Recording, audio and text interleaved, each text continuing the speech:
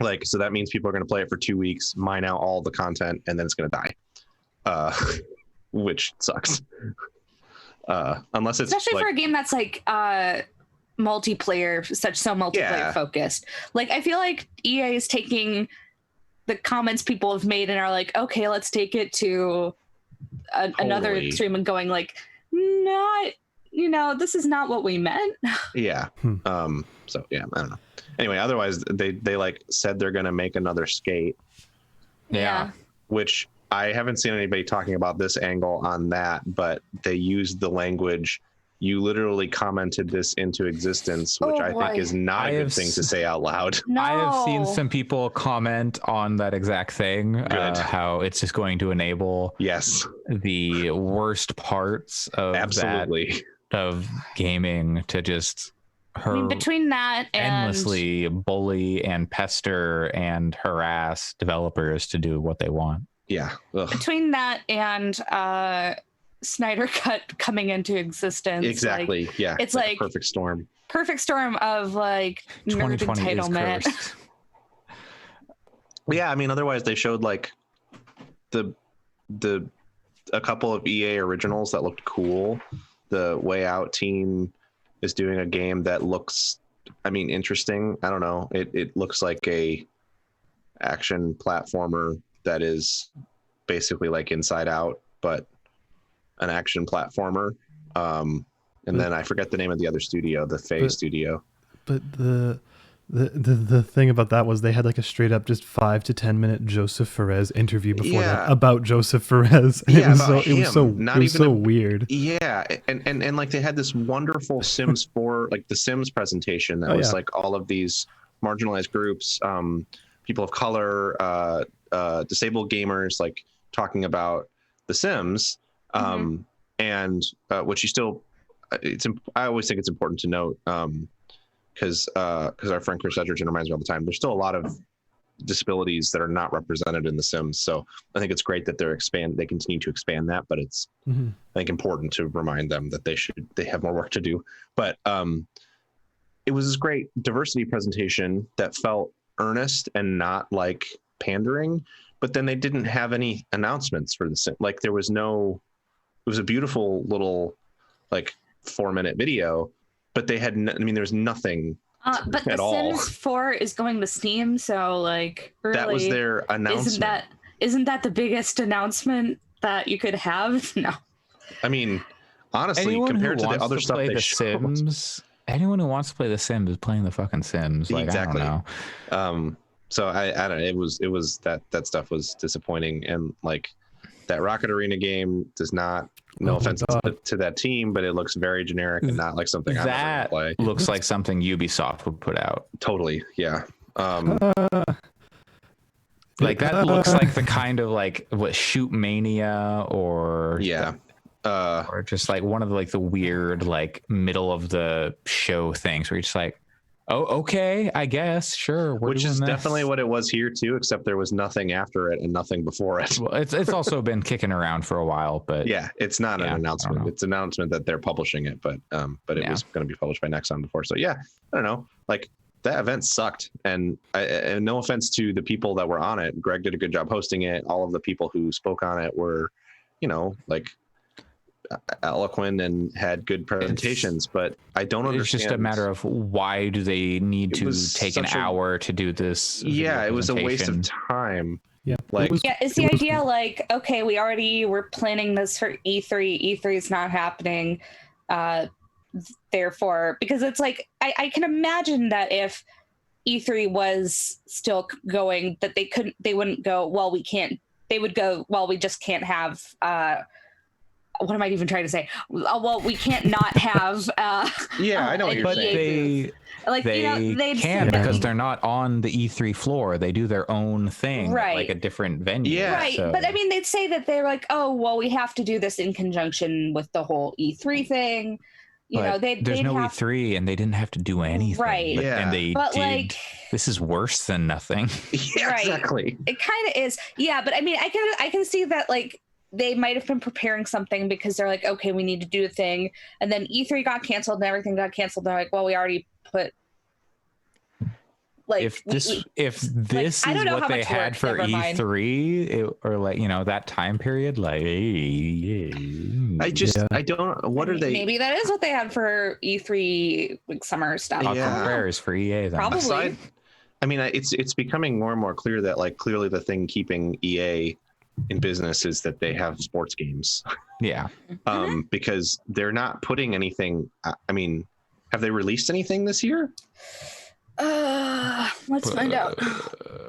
They put out Fallen Order at the end of last year. Yeah. Either way, I would say because they keep canceling all their Star Wars games, and they keep trying to make so many of them, and they're like, no, you know, scrap this one. And they talked about like, you know, I think DICE does incredible work, but the stuff I was hearing is that like whatever their next game isn't even going to be announced until next year, and they're done working on Battlefield 5 and Battlefront 2. They're still doing like technical patches, but like those games are in maintenance mode now.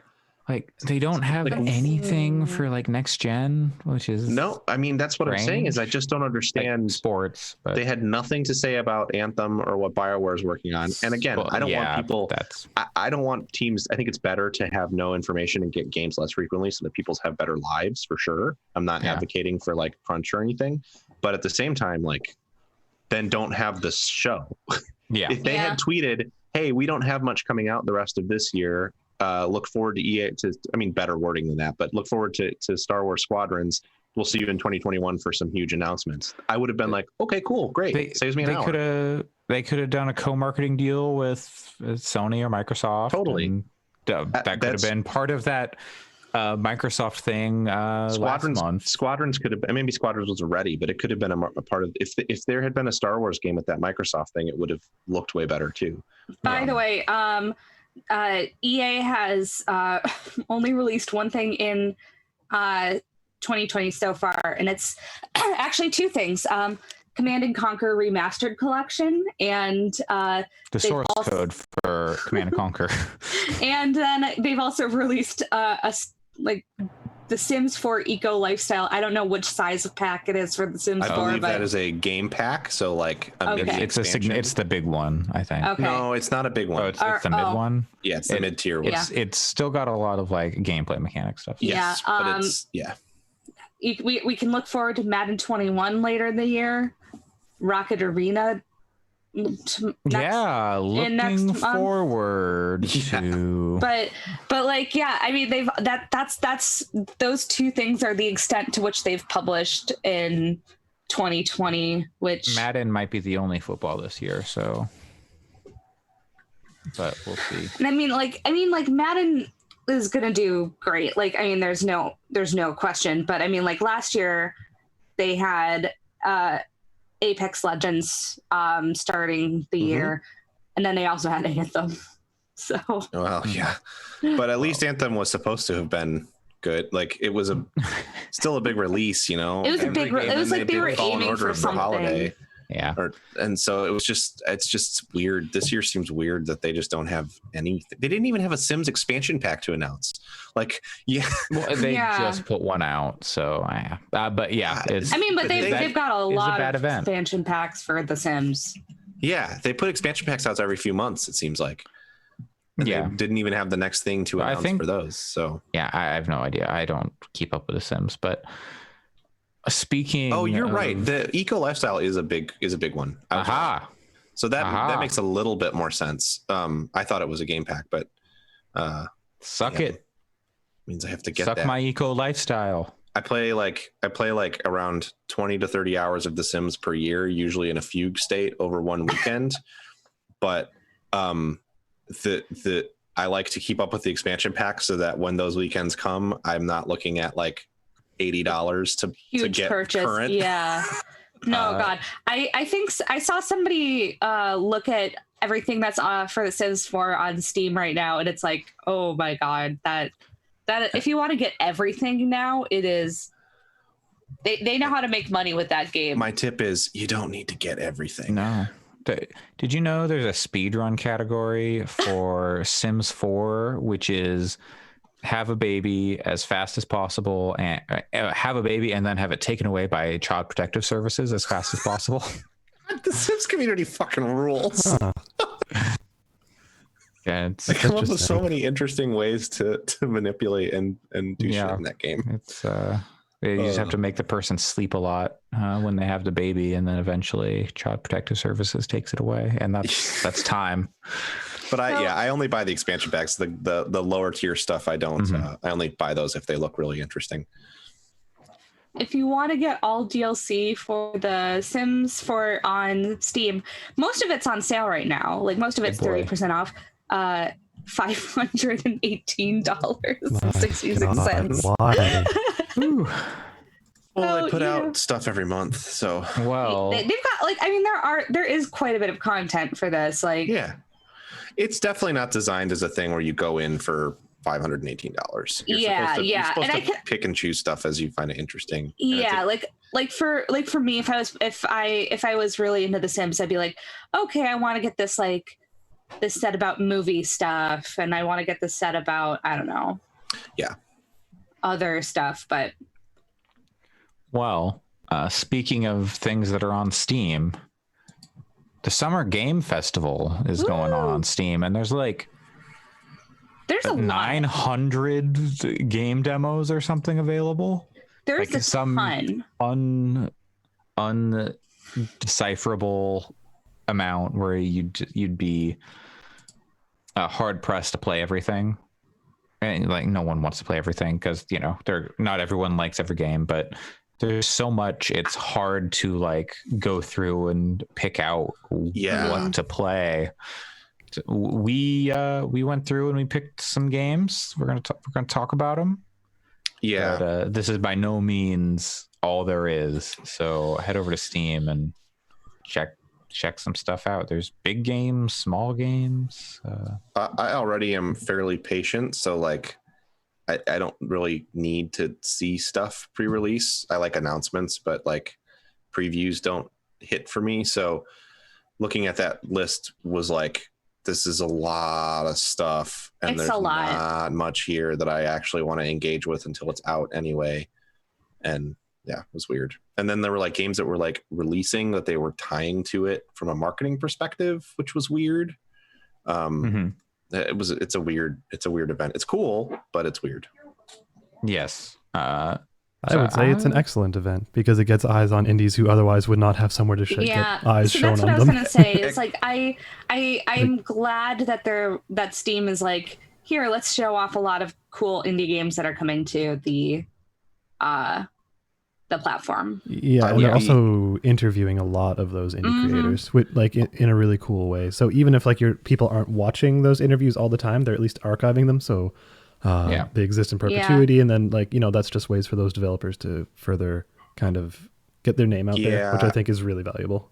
I wonder, I saw a couple devs saying they're not seeing the wish lists really move at all based on this, and I wonder if that's just so many. That's what I'm what I'm seeing, is that the problem is the discoverability is so bad, and it's such hard. A deluge. This isn't meant as a knock against any of those games, because I'm sure individually they all are doing unique and different and cool things, but when you look at it, it is pages and pages of very pretty, but very pixel art and lots of kind of hand-drawn art. It's very hard to get a read on different. It's very hard to differentiate the games, and it's if I saw any one of those games pop up in my Steam queue, I would go, oh, this looks cool. But when you put all of them side by side, it's just sort of a refrigerator of stuff, and it's hard to parse for me, and I think that's probably true for a lot of people. I mean, when we talked about doing this, where we before the show, we wanted to all kind of take a look at this and maybe play some demos for it, which is cool. But then I know that I definitely had some difficulty finding stuff. The thing that was nice is that it automatically said, hey, here's everything that you've wish listed for the future that has a demo. But unless you've wish listed a bunch of indie games that are not out but are coming out, then that's not exactly helpful. And there I was just trying to look through all of these. They have big categories, but I know that I'm not seeing everything. It's kind of overwhelming. Yeah, the UI for Discovery on that is really bad. Yeah. One of the things that I noticed was I originally was looking at it from my browser and was not logged in on my browser, and I was like, oh, it's recommending these for you, and I'm like, oh wait, I'm not logged in. And I logged into my account and it was the exact same thing. So. Yeah. And like when I was in the store interface, like I opened up Steam and it said Summer Games Fest now at the top, and then I clicked into it and then I clicked away for some reason, and then when I went back to the store page to try to get back to Summer Games Festival, it just was gone from the page. And this was one of the first few days, and they fixed it eventually, and now it's got like a permanent little banner, but it's like, why? It just doesn't seem like it was super well thought out. And it's kind of frustrating, specifically because I would love to see those indies highlighted, but it almost seems like it would have been more effective if they had said, hey, this is 2 weeks long, we're going to feature a different game every day or something like that. Or like, just, I don't know. Honestly, this feels like a very Steam way to do it, though, where it's like, no curation, let's just throw a bunch of stuff in there. So I don't know. Hopefully it's helping. Hopefully what I saw of wish lists not being moving that much is anecdotal and not something that's true across the board. Hopefully if we can talk about some of the things that we enjoyed, we can, help promote some of them. Part of the issue is the way they do curate is they do the classic Steam, like, here's what's people want to play, here's the most wish listed stuff, so that's going to drive it up, trending now, playing now. So things that are already popular are going to get popular, whereas like things that are 3 pages deep on like, on a specific genre, like tier, specific genre, go like 3 pages, that stuff's probably not going to rise to the top. So it's not going to see those benefits. But I don't know what the solution to that is. So it's hard. I don't know. I mean, I feel like it's a really difficult thing to figure out, especially if you want to do like, okay, we want to highlight any indie game that wants to be highlighted, but also like, still make it accessible or like this make discoverability good. They're not all indie games either. Like, what is it? The Destroy All Humans. Yeah. Like the remaster or remake is on here. Yeah. I mean, most of them are indie, but. Yeah. Mostly, but not all. The 2 that I played are technically not indie games, so at all. Damn it, Pat. You had one job. I mean, again, I looked at the list of, like, I scrolled through the entire list of what was available, and it was, my eyes just glazed over. So the 2 that I played 100%. Were games that I knew about and like was already anticipating. Yeah. So I was like, sure, I'll try a demo for those because I knew I wanted to play them. But it was just very frustrating to like scroll through that list, and like I could have just started trying to play every single one, but it was a time thing of like, well, I have a few hours to check out some of these demos, and I can't even parse what I might want to play. Well, in that case, what did you end up playing, Pat? So the first thing I checked out was a new game from Obsidian that is smaller, if not indie, being from Obsidian, called Grounded. This was announced, I want to say, last E3 in 2019.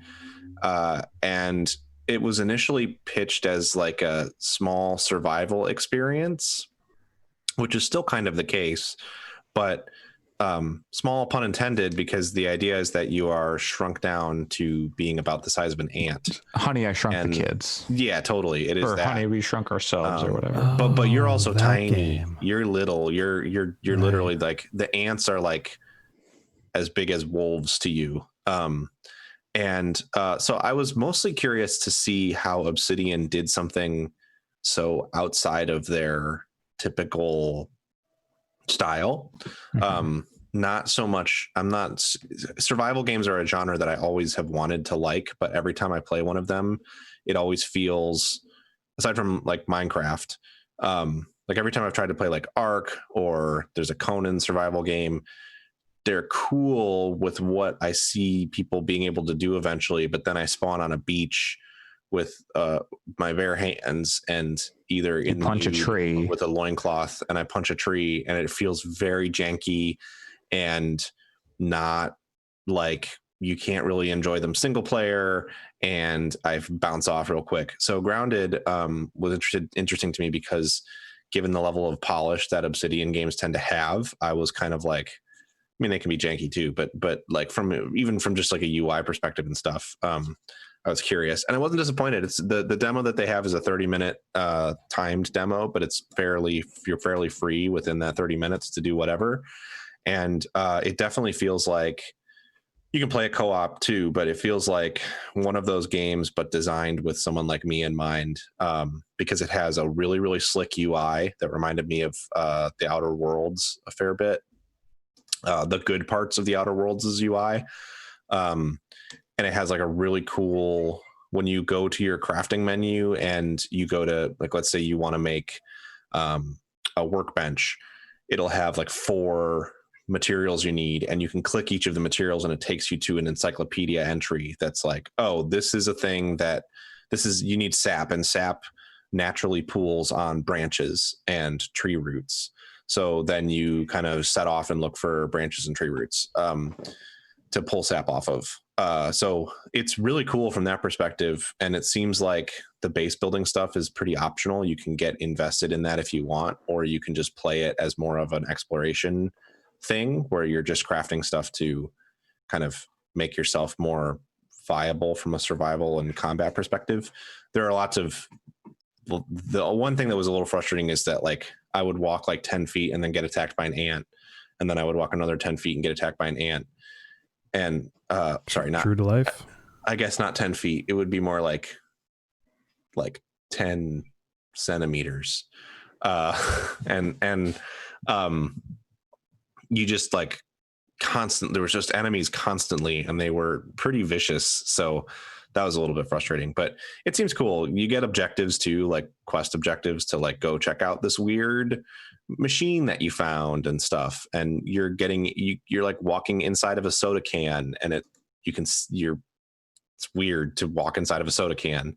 There's one machine that you find, and you kind of walk in, you go inside of it, and you're like you're small enough size you can like walk around the circuit board and stuff. And that's a neat feeling. So I would say, check out the demo if you can. And if it'll be on Game Pass, so I wouldn't be excited to spend $40 on this thing right now, but I'll definitely play it given that it'll be on Game Pass, because it was fun. And then the other thing I checked out, which is a briefer thing, is there's a real-time strategy game called Iron Harvest that has a demo in the Summer Games Fest. Iron Harvest is a game I've kind of been following for like 5 years, I want to say. It is based on the same art and world as the board game Scythe, which is phenomenal board game, one of my favorites ever. The world is kind of, the idea is like it's post World War I, kind of in between World War I and World War II. It's set in Europe, and everybody has big like mechs, stylized for the time. It's kind of like if Iron Brigade / Trenched were serious, and instead of goofy cool comic book art, it was beautiful watercolory paintings. And then the other wrinkle is like it has kind of a like Golden Compass thing where there are characters who have like bonds with animals. So you have. Can I put up middle fingers? No. How dare you invoke Trenched and not let me put up middle finger? It has these like animal companions for some of the like hero characters. And the board game's great. The art's beautiful, and the art. This RTS has the same exists in the same world, same factions, same concepts. And in practice, it's really going for a Company of Heroes thing. That's like very clearly the direct inspiration. It is almost, you could almost say it is Company of Heroes with mechs instead of tanks, which is appealing to me because I like Company of Heroes quite a bit. I played a skirmish of this. The demo just has skirmish games. I played a skirmish and really liked it. It's not as good as Company of Heroes. It doesn't quite have the cover system is a little less dynamic, and it seems harder because the resources are they're a little more complex. I liked it though, and was excited coming away from it to at least play the campaign. But then I checked in on like what the community was saying, and the community seems like is basically like, I can't believe we waited this long for this, and is pretty harsh on it. I only played one game, so I don't know. They're asking $50 for it when it comes out, which is definitely like AAA PC pricing. And it is published by Focus Home Interactive, so it's kind of got a little bit of money behind it, although it was crowdfunded initially. So I don't know. Keep your eye on it. It's definitely, I don't know if it's one to pre-purchase, but I would say there's nothing really that is warrants that anymore. So worth checking out if you're a fan of RTS and that kind of like war. Yeah, I think aesthetic. The art is really, the art and aesthetics is really the thing. It doesn't seem like, if you're a hardcore RTS fan, I think it's probably going to be pretty thin for you. But as someone who is like a casual RTS fan and likes that world, I'm still pretty interested in it. So yeah, I mean, if those sound like, I would say they're free, just go check them out. But obviously, as I alluded to earlier, so much there. If they're not your thing, they're probably not worth your time. But still interesting. Sure. All right. Well, next, if Alex's computer will allow him, my computer's having a rough time. Oh, yeah. He's downloaded too many games from the Summer Game Fest. It's true. So what did you play? I played a handful of things. I think all of the ones I played, I originally heard of from the IOX that we had talked about many times in the past, the indie obscura thing. Mm-hmm. So let's go let's just go with the order I played them in. The first one that I played was A Space for the Unbound. I played this one. Yeah, it was coming from a small Indonesian team. They were kind of talking about how when they played it, they had a couple things in mind, and those were some other pieces of media. Specifically, they invoked what's it called, Inception, and they also invoked The Truman Show, which I thought was interesting. So the Inception stuff, it seemed kind of Psychonauts with like, you can see, I can see that. One of like the main, you're going around and you're helping people solve some problems by using the magic red book to dive into their like psyche and help soothe their anxiety. Yeah. What do they call it? The space dive? Space dive. Yeah. So this is a side-scrolling kind of pixel arty kind of thing, but it's not pixel art in like the kind of overplayed way. It's not 16. It's not like a SNES or like a top-down Zelda, right? 16-bit. Think more like Super Brothers or something like that, where it's like kind of high fidelity pixel art, and it's really nice animations, pretty beautiful art, like going on all around. Good music. The writing was really charming. It was pretty whimsical, though there were a few awkward translations here and there, which is like, that's fine. Like the stuff at the beginning, like the very beginning of the demo, was almost turned me off. I was like, oh God, I don't know. But then once it becomes clear what's going on, I was like, okay, I can let it go. Yeah. Yeah, so like you will get a few awkward translations and like some awkward English, but like it's not their first language, and it's also, I don't think it's gone through all its QA passes, so that's fine. Yeah, that stuff, it wasn't even like the translation or anything. It was just the tone. Oh, that part is the first 5 minutes of that game are extraordinarily cheesy, but I think it's also self-aware in that cheesiness for a reason that makes sense. Mm-hmm. Either way, like I think it was really interesting. I don't think it was mechanically interesting. It's basically a glorified point and click adventure, and then you're kind of moving a character around and like doing stuff. But like, I'm interested in the kind of concepts that they're going for and where they take it, because it seems like they could approach stuff in a really interesting way. And like the cliffhanger that it has at the very end was intriguing, because it's like, wait, what's happening? Yeah. So I would play this. Looking at this, it's what you're describing sounds like something that's a lot more interesting.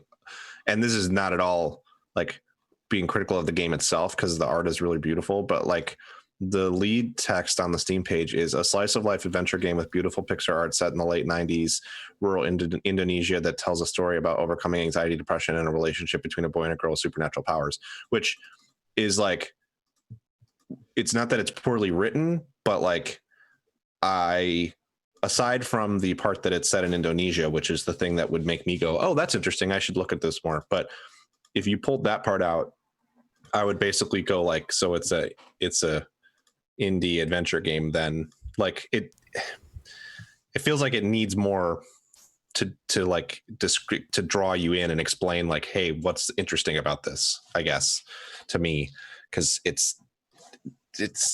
looks like a lot of the copy on the Steam page is just very like, there's a lot of games that lean on these things. So hopefully they like also help to bring out that personality a bit, I guess, beyond just the art, because the art's really pretty for sure, but you don't really get a sense for like the writing and stuff from the Steam page. I don't think you need to.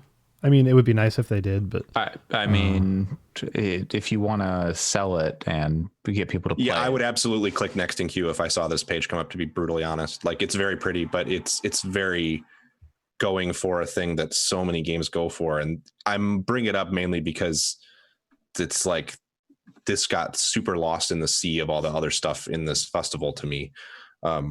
So it's a general frustration I have with Steam pages in general, not this game's fault, but I just wish it had more explanation, because what you're saying sounds a lot more interesting than what it's saying on the description, I guess.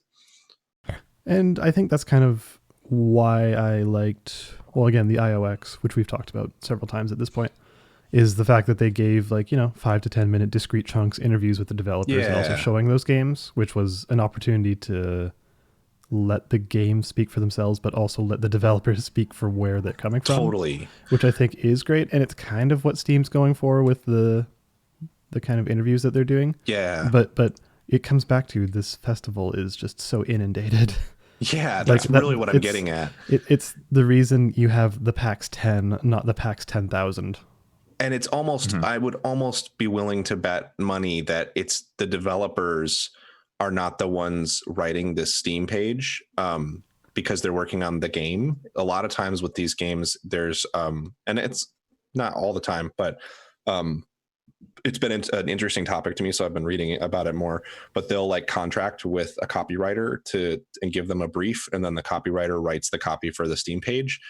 But like, it's a copywriter who's there to like write marketing copy, and it's not always the best showing of what the games are, and it leads to like these issues of discoverability and standing out, because it's usually done by consultants who are just trying to do a job too, who like write 100 of these a day for various different kinds of products and stuff. So definitely not a knock on the developers at all, because they're busy working on their game. And like you said, that English isn't their first language, so I'm sure that this was written by someone that they're working with to market their game, and that inundation just makes it feel like this is a cool thing, and I'm glad you brought it up, because now I'll pay attention to it and wishlist it and stuff, but I probably wouldn't have without having IOX or you to talk about it with.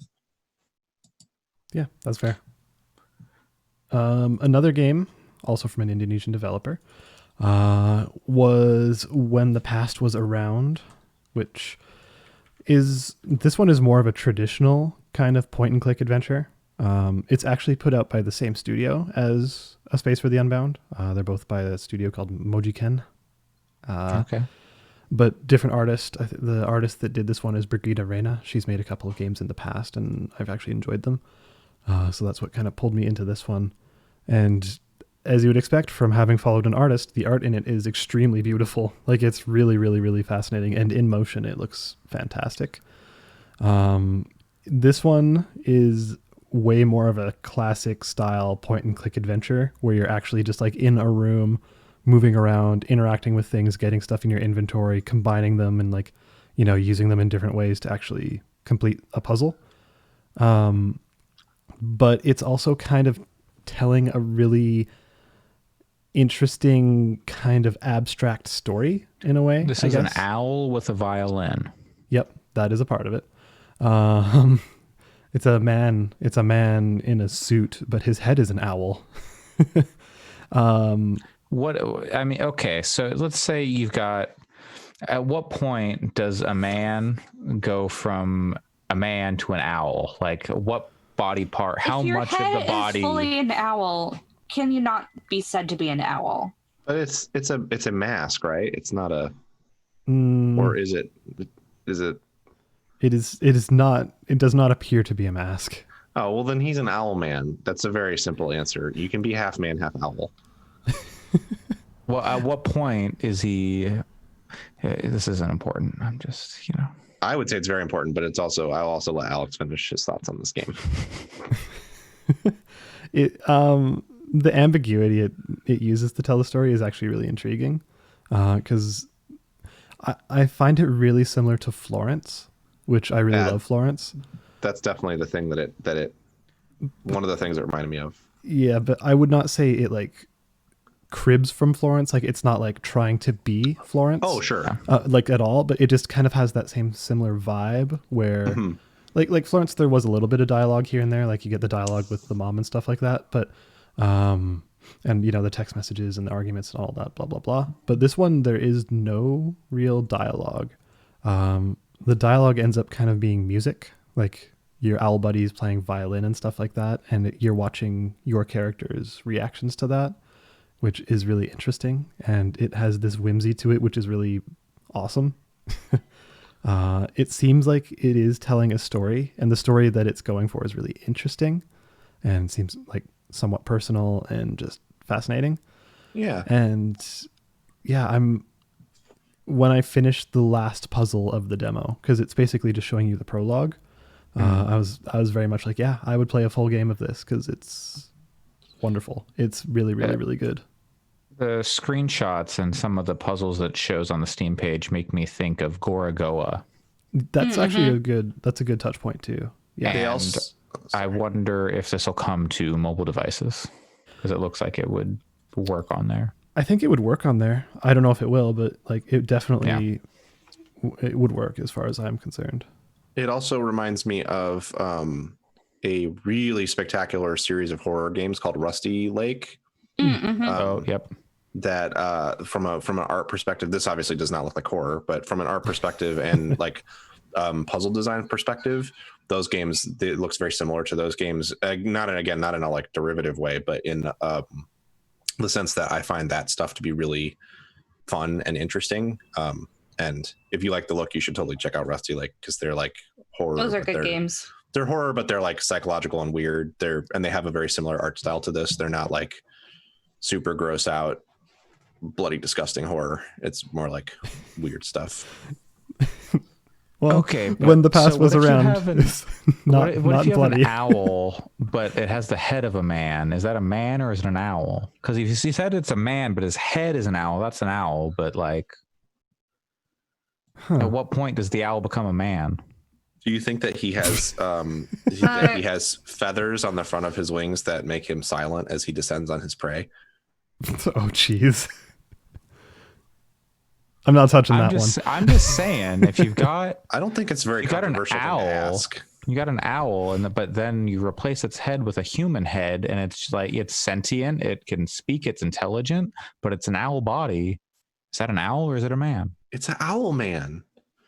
Or is it a man owl? You've played Dungeons and Dragons. You can do it's a man owl man. I tend to think, my feeling is, if the head is the animal, then you say the animal first. So if it's like the head of an owl, body of a man, you'd say an owl man.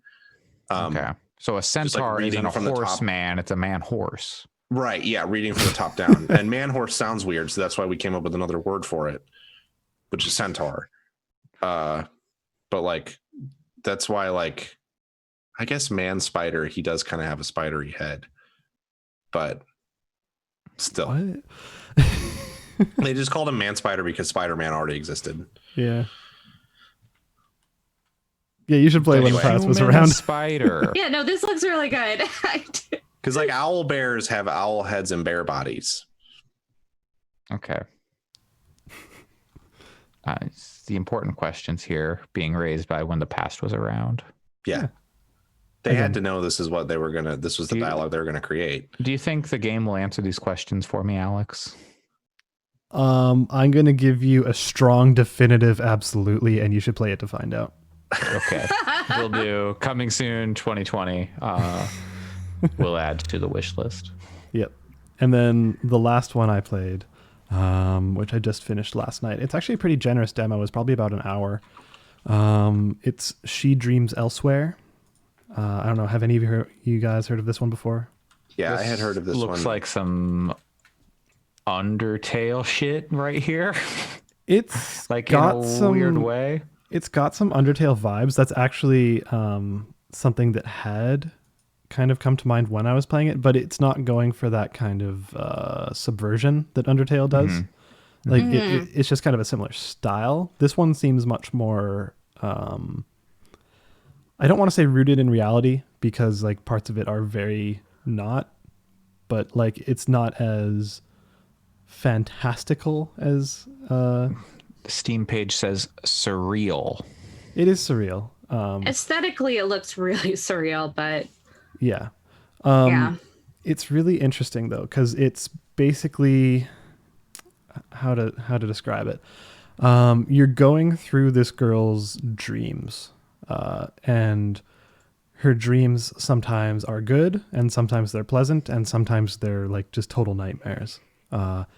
And it's not explicitly called out in the demo, but if you read the Steam page, it's not a spoiler to say that this girl is comatose. So you're going through her comatose mind, and it seems like she's kind of coping with the fact that she's comatose and going through parts of her life that she once recognized or like enjoyed or struggled with and things of that nature. And it's really interesting. It's created by a fellow named Davion Gooden, who's made some really interesting stuff, not always games. And it tackles a lot of subjects. Like it goes for mental health. It goes for like identity. Like it's got a lot of Black culture in there, and Black identity and kind of stuff. And the mental health stuff, I think, was actually tackled really well. Like there's a part where your character is invited to a party and she's like, I don't really want to go, but I probably should, because, you know, it's good to be social. It's good to be around humans, blah, blah, blah. So she forces herself to go, and then she goes. And then the whole time her kind of inner dialogue is like, oh, nobody here likes me. This is awkward. Why am I still here? Like, it's like really overthinking. And then she actually has like a panic attack. And it is maybe the most realist kind of depiction of social anxiety I've seen in a game, where like your inner dialogue suddenly just becomes very aggressive towards you, and basically you're forced to step away from the group and like step into the bathroom and calm yourself down. And it's really interesting. I think it's good. The gameplay part of it is very much like a turn-based RPG. Like you're going through, you're running into a dungeon, essentially. You're running into enemies like that appear on the overworld, and you hit them, and then you're in a turn-based RPG. You're attacking, you're using quote-unquote spells, like you're building up limit breaks, and which give you like big ol' attacks. Like that's actually kind of your anger and anxiety and stuff that builds up, and you eventually just release it on the enemy, and it hits all the enemies on screen. It's good. It's really interesting. I think I'll end up playing the full game when it comes out. I don't know when that will be. From what I understand, he started it as like a senior project, like out of school or something many years ago. He's like, oh, this will only take me a year. 5 years later, he's still working on it. So who knows when it'll come out, but I'm glad the demo came out because it is worth experiencing, I think. But that set the development of the game back another 3 years. So yeah, so we'll see this way post-apocalypse as the current rate of things are going. All right, nice. That one I put on my wish list because I'm really digging the art, and the aesthetic of the whole thing is just really cool. I'm very excited to hear people talk about that game. I don't know if it's Undertale never hit with me from a gameplay perspective, but this game looks super cool and like something that I want to hear more about. Yeah, and I would say, like, I don't know if I would put any Undertale in there, honestly. Yeah. Like, other than like some of the art. Like, just like aesthetically. It looks like, you know how, like, similarly to Undertale, they both are inspired by like Earthbound. So sure, yeah. I can see that. Like especially with the what looks like when you get into combat or the battles, kind of has that similar. It's not like the DDR thing of Undertale. I should say I'm not really an Earthbound fan. Like that style of game isn't something I get super into, but I also think they're really cool and love hearing about them from people who are really into them, because it's always really enjoyable to hear people talk about them. All right. Well, next up then is you, Allison. I know you've been thinking about bug snacks this whole time. Thinking about bug snacks. Pull you back. What if there had been I woke up this morning laying in bed. I'm already growing tired of like, and this is in no way a subtweet because I enjoyed seeing it from you, Allison. Trust me. But I already am starting to grow tired of, like, I see lots of game people who are like, bug snacks, that's the tweet. And I'm kind of like, okay, we all need to do that once, I guess. But I still woke up this morning thinking, man, what if there was a bug snacks demo in that Steam game? No, I was thinking about that. Man. Like, I was definitely thinking about that while we were talking. You were thinking about bug snacks. I was thinking about bug snacks. About bug snacks. There's nothing wrong with thinking about bug snacks. I have that was my most recent tweet, is just thinking about bug snacks. But I enjoyed it because we're friends when I saw that you were thinking about bug snacks. And then you were like, get a load of hot dog hands. You know, I don't get a lot of hot dog fingers. Sorry. I really love that like IGN ran a story is like the developers of Bug Snacks finally reveal what the game is about, and one of the developers just responded, "Ha ha ha! No, we did not. We have not yet begun to reveal Bug Snacks." But what we were just referring to with hot dog fingers is Jeff Bakalar. His son watched the trailer and commented on it, and it is extremely good. So if you like. If you like parents exploiting their children for social media engagement.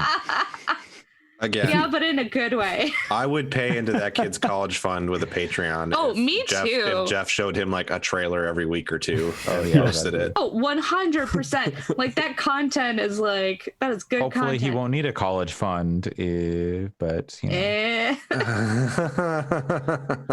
But we can dream of a better world anyway. But anywho, I played a couple of demos. It's a crab apple and he's carrying a pine thing. Oh gosh. I love everybody going like, I didn't realize it was a pun until now. Yeah. And I certainly did not. There's a lot to unpack in that trailer. That game's going to be Viva Pinata, but with weird meat and fruit animals, right? And that's fucking awesome. So I hope that's what it is. Anyway, sorry, games you Allison. played in the Summer Games Fest. I mean, I wish I played Bug Snacks, so like I don't mind this discussion. Yeah, no, I played a couple games. I actually just downloaded a couple more demos. So I might play some before next week too. But I played 3 games as well.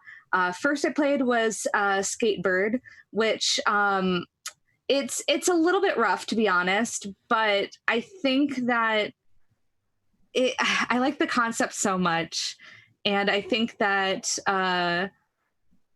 as I played, I definitely was noticing that I improved while playing it, and I really didn't play for that long. So hopefully it grows and can improve. And it's an alpha. The game's not out till next year, but the demo is super buggy. It is.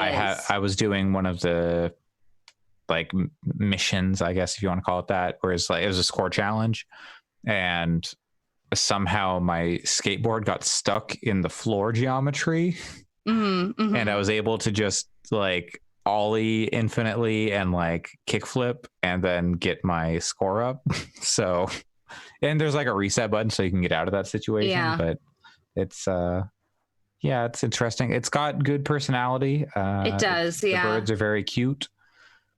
The whole general, environments of it being like these kind of like you're bird sized in a big room, but everything's made of like, staplers and that's nifty.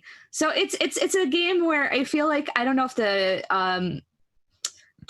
demo necessarily does it justice or is fully representative, or but it's definitely not representative of what I want it to be, which is I want it to be very good. So I'm looking forward to this game, but I don't know if I necessarily would recommend playing the demo because I don't think it's quite there yet.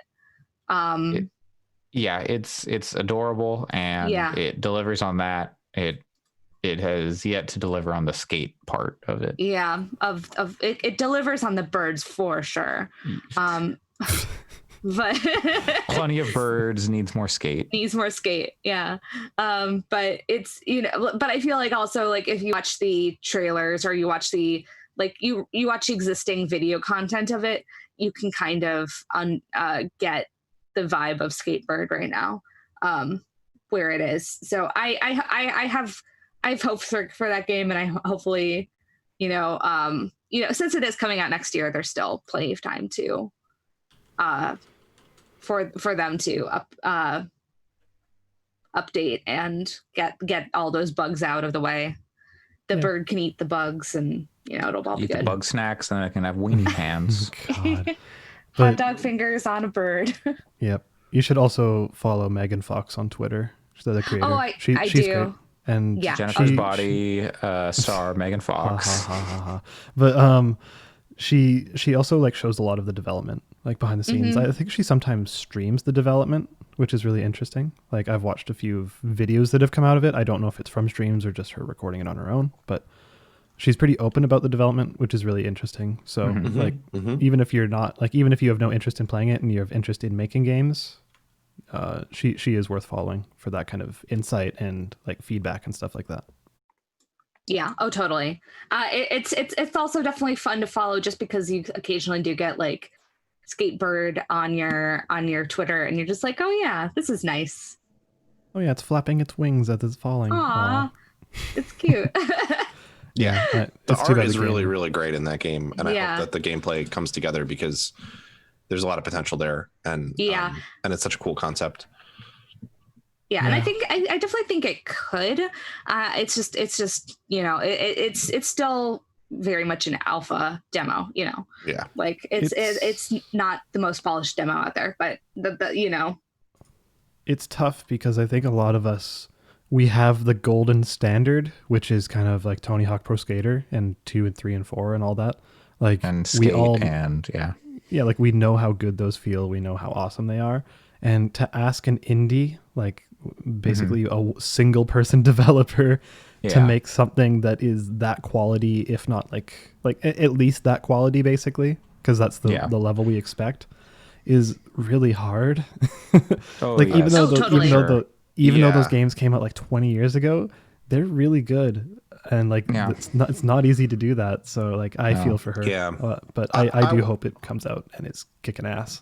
I think it's possible to. I think like for me, I don't expect it to be as good as those games. As it stands, it still feels just very like. I mean, it feels very, very alpha like a demo. Frankly, I mean that's just which like is, when you play it too. That's what it is. And like by comparison, like something like Session feels like it's mostly a content thing, and they have the feel down.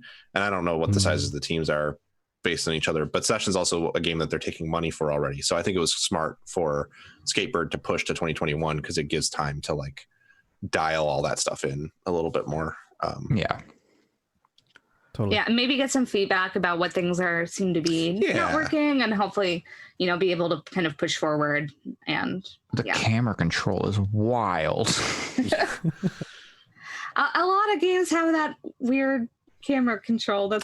It's true. Camera control is not tough. Always good. Oh yeah, no. I feel like can you control the camera that much in Tony Hawk? I like that's where it's like it goes like, okay, what does Tony Hawk do? Because this is Tiny Hawk, so wow. It's not my joke. Sorry, Twitter person. Yeah, but every game should just have a little Lucky 2 following you holding a little camera. There we go. That's perfect. And you control it using the C buttons at the top right of the controllers of the controller, or the D-pad, whatever it happens to. You have another the most intuitive camera control is the C buttons for sure. Yeah. You have another player control the camera while you skateboard around. Oh god. Oh god. knowing my friends, no. I don't know how many people that could work for in any way, but I also played a couple others. I played Garden Story, which I know that Alex is also interested in. Looks cool. And that was very cute. It's kind of a top-down, feels like it's an RPG, kind of a chill, very, very chill RPG. That's kind of, it feels kind of like in an almost Zelda-like way, where it's like you're going on an adventure and you're doing kind of like a Link to the Past kind of Zelda way, in vaguely. But then there's also going to be some crafting, I think, and there's going to be kind of building up these towns, which is really good. And also you're playing as a grape, so that's also great. But that's grape. Yeah. What's eating him?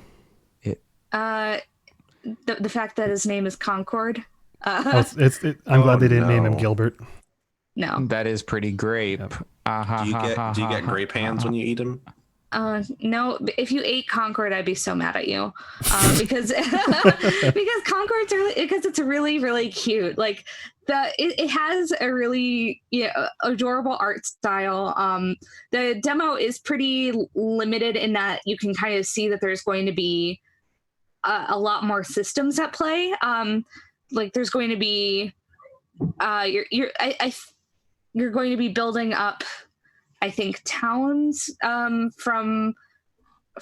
things, and you're I know that there looks like there's going to be some crafting elements because you collect resources, but you don't see really any of that. And then there's also kind of like a request board system, and there's favors that you can do. So it kind of does the RPG thing.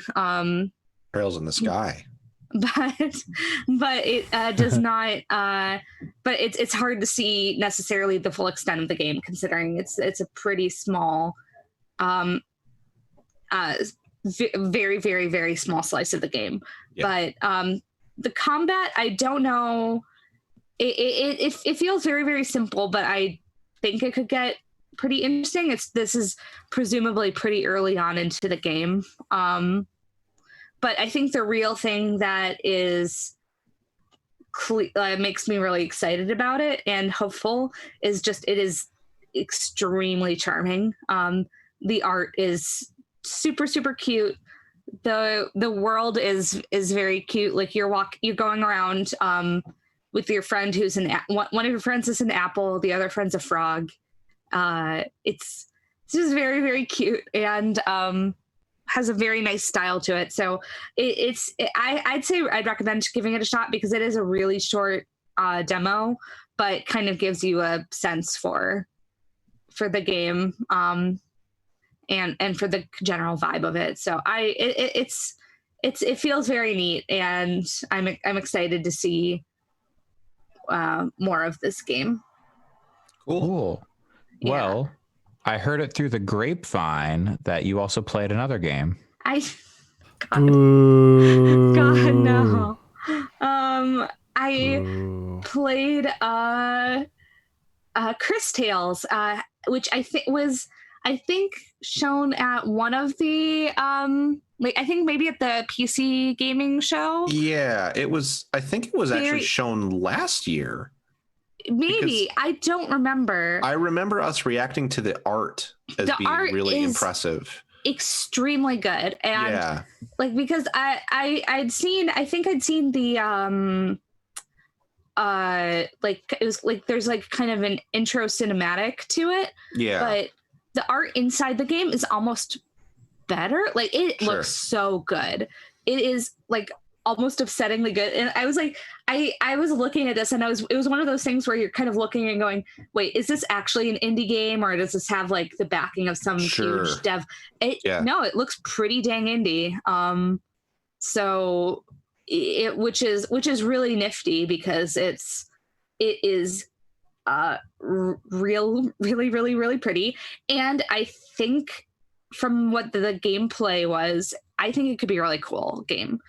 So it's a turn-based RPG. So it I know this is it reminds me of Paper Mario in that it's like kind of like a 2.5 dimension aesthetic, but during the actual battles you have a kind of action button where you get better you can block things if you press the button at the right time, or if you time your button press when you're attacking, you get a little bit of extra damage. So it has that kind of similar thing, but the thing that's pretty that's really interesting about the game is that there is a big time travel mechanic.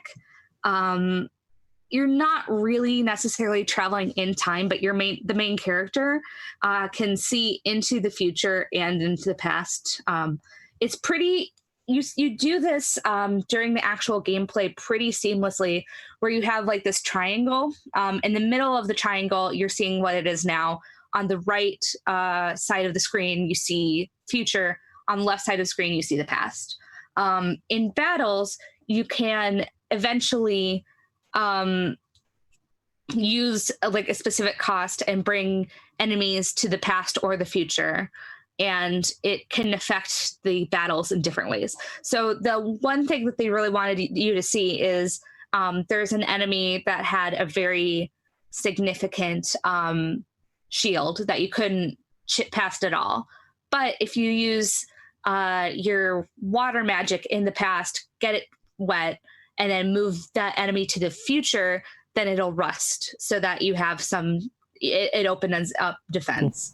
So that was like the one that they were really like, look at this. But I think there are other applications to that I didn't see, or that, you know, are going to be there in the future, but that was kind of what they're showing. So I think it has a lot of potential, especially since it's not just beautiful, but it is also that gameplay loop could be pretty interesting. And it looks like there's going to be some sort of choices as well. I don't know to what extent, but in general, it just looks really neat. So that's the one thing that went from like, I don't know, from 0 to really, really interested.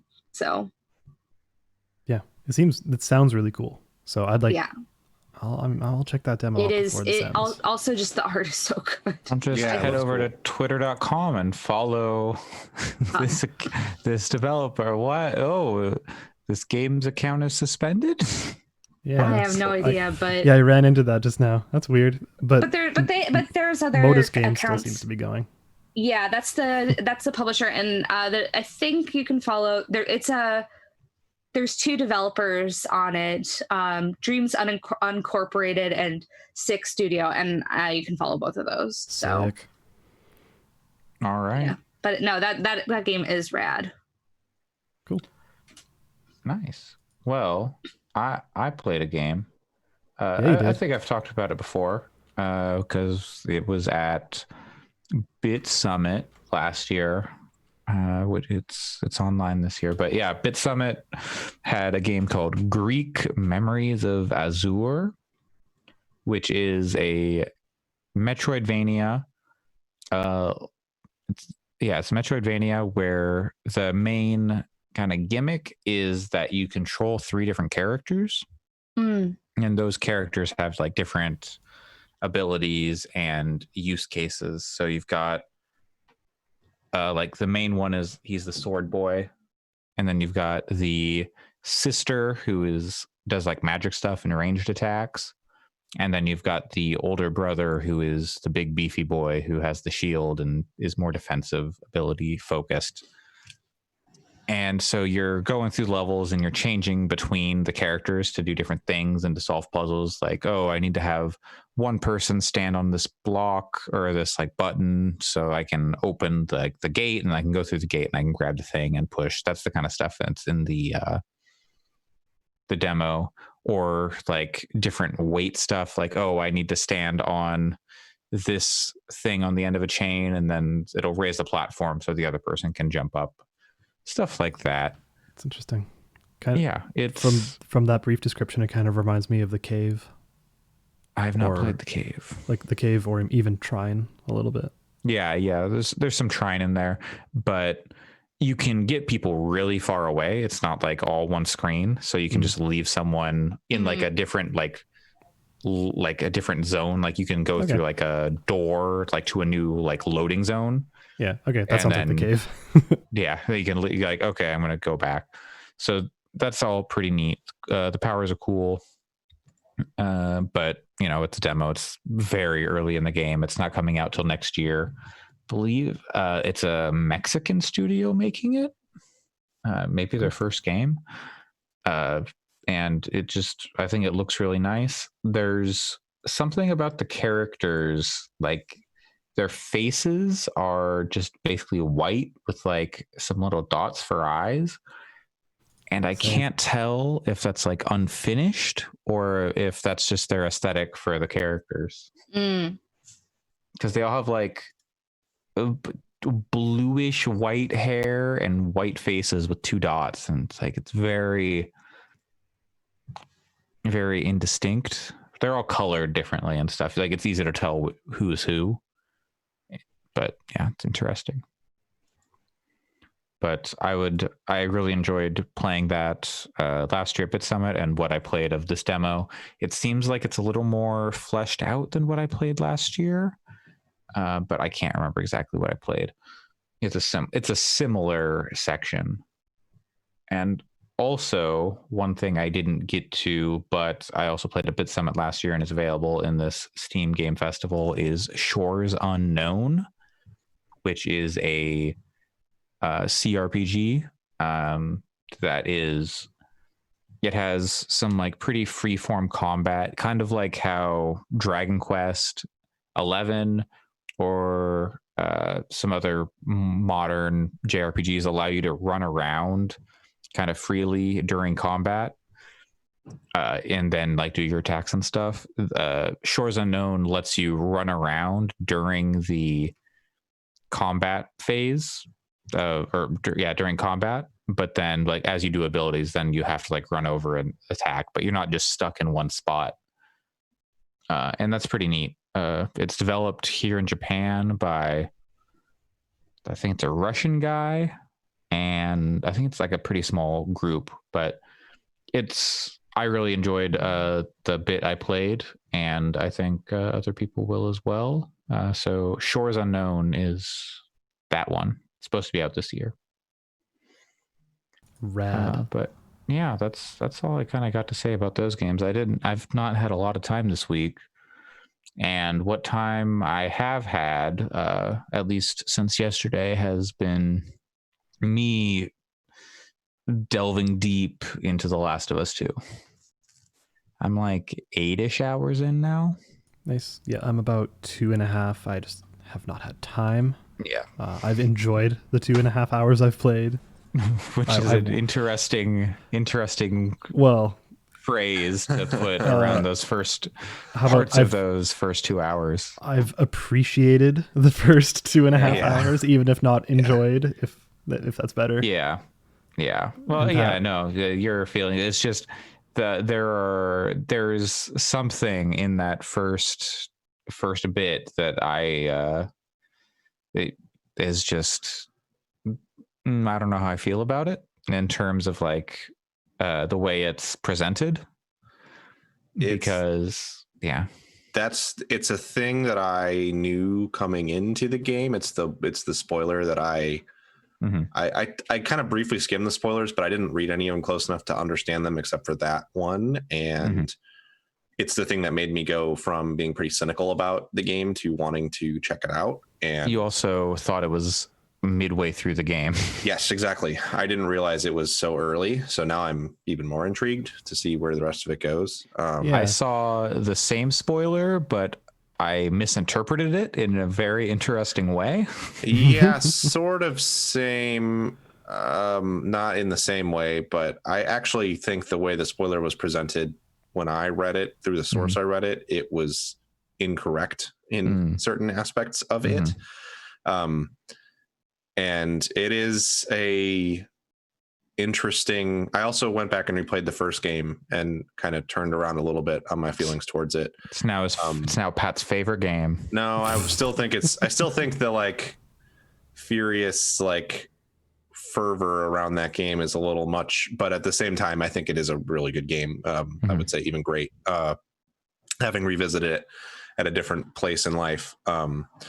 The first one is a game that I would say is rough, but if you are into post-apocalyptic stories, if you're into, sort of zombie stories, that it's worth checking out. The second one, I would content warning from what I have played so far, Up and Down the Block. I would say if you are not interested in playing a brutally violent and emotionally devastating work, that you should definitely give this one a pass. And I also want to make it clear that I'm not using that as some form of like gatekeeping or like, totally. If you're not hard enough, then don't play this game at all. I think that it is a specific kind of thing. I think of it as in an opposite way, because this thing doesn't really have the potential to do harm emotionally, but like a lot of the like sort of more twee stuff that I see come along, I think is like super cool, but it's often not really for me. I would say this is the opposite. The difference here is that if it's not for you, it could also lead to you feeling really bad. Whereas no cute indie game is ever going to make you feel bad. Like if you play Garden Store, you're going to come away with a grin. If you play The Last of Us, if you play Last of Us 2, you're going to come away with chagrin. And there's some specific stuff around. There's just some specific stuff around abuse and violence towards a trans character that I don't have the context for, because I haven't seen. I have seen lots of discourse condemning it and lots of discourse celebrating it as well portrayed. So I don't know, but certainly if that's a trigger for you, it sounds like you should avoid it. One thing I'll say, to step back to the event we were talking about that happened early on. Given that disclaimer. Given all those disclaimers, I think I'm going to talk very much around spoilers. So if you're listening to this and are like, do I need to skip this? No, we're not going to say anything spoiling. No. The thing that happens, I didn't read any spoilers. I've done everything I could to just not read anything about the game before it came out. Like watched a couple trailers here and there, but went in largely blind. And also I enjoyed the first game when it came out. I wouldn't say it's my favorite of all time, but I liked it at the time. Anyways, the thing that happens is the kind of thing that I always kind of wished a developer would do, but always felt like the kind of thing they wouldn't, because it's like a kind of a bold thing to do. And the fact that they just went for it and like they did it really early is really fascinating to me and has me way more invested. And that's what interested me so much in trying it, having read the spoiler for sure. And the only thing I'll say, again, speaking around it, is the thing that happens after that. I expected they could have dragged it out for like 2 hours of like, mulling over the consequences of it and just everything surrounding it. But it's like 20 minutes and then it just kind of goes into the next section, which I think was interesting. Well, it's because the whole game is, or at least I can't say the whole game, but at least what I have played is still like reckoning and coping and reflecting on what has happened. Yeah, which is interesting. I almost want to dive into something slightly spoilery, but no, we'll save it for like a week or two. I think we'll probably end up wanting to talk about it with spoilers included at a certain point. Not today, but yeah. Yeah. I will say with this early event, which is kind of the catalyst, or is the catalyst for everything that happens, I was happy about the way it went down because it wasn't what I expected. Happy. You saw it. You were just like, "Yay!" I know what you mean. Yeah. I was pleasantly surprised because they didn't fall into the trap that I thought they were going to fall into. Yeah. And which had me super apprehensive and like, I would say the thing that there's a lot to talk about. We talked about it a little bit privately last night, and I think it's a thing we'll delve into more when we want to talk spoilery. But there's a lot of the game is going for a cinematic quality that I don't know that it serves it particularly well. Like in some ways, I wonder if the fact that it's a game is really necessary. We'll see as time goes on playing it. What I will say, the HBO series. Yeah. Speaking of that, I want that HBO series to be about what happens between the first game and the second game, by the way, based on where the second game picks up. But anyway, I will say the sequence that we're dancing around in question is certainly emotionally, and I don't even want to talk about that particular. The game in general has an ability to create tension and intensity that I haven't really experienced in a game before, which is really impressive to me. I was thinking a lot about, and there's not really a parallel here, so don't worry about reading into this as a spoiler. My partner and I were talking about the opening few hours of The Last of Us Part 2 versus something like Assassin's Creed Origins, which prior to this was kind of the most raw, painful and kind of upsetting beginning to a game that I had seen, because I am going to talk a little bit about spoilers for the opening few hours of Assassin's Creed Origins, an Assassin's Creed game that's been out for years now.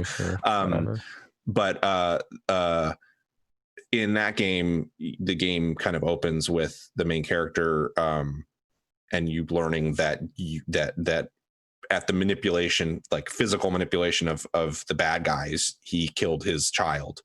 And like, it's an accident, but like, and that's sort of his impetus for going out on this journey to like take down this shadow group that's trying to control Egypt. And it's really well portrayed.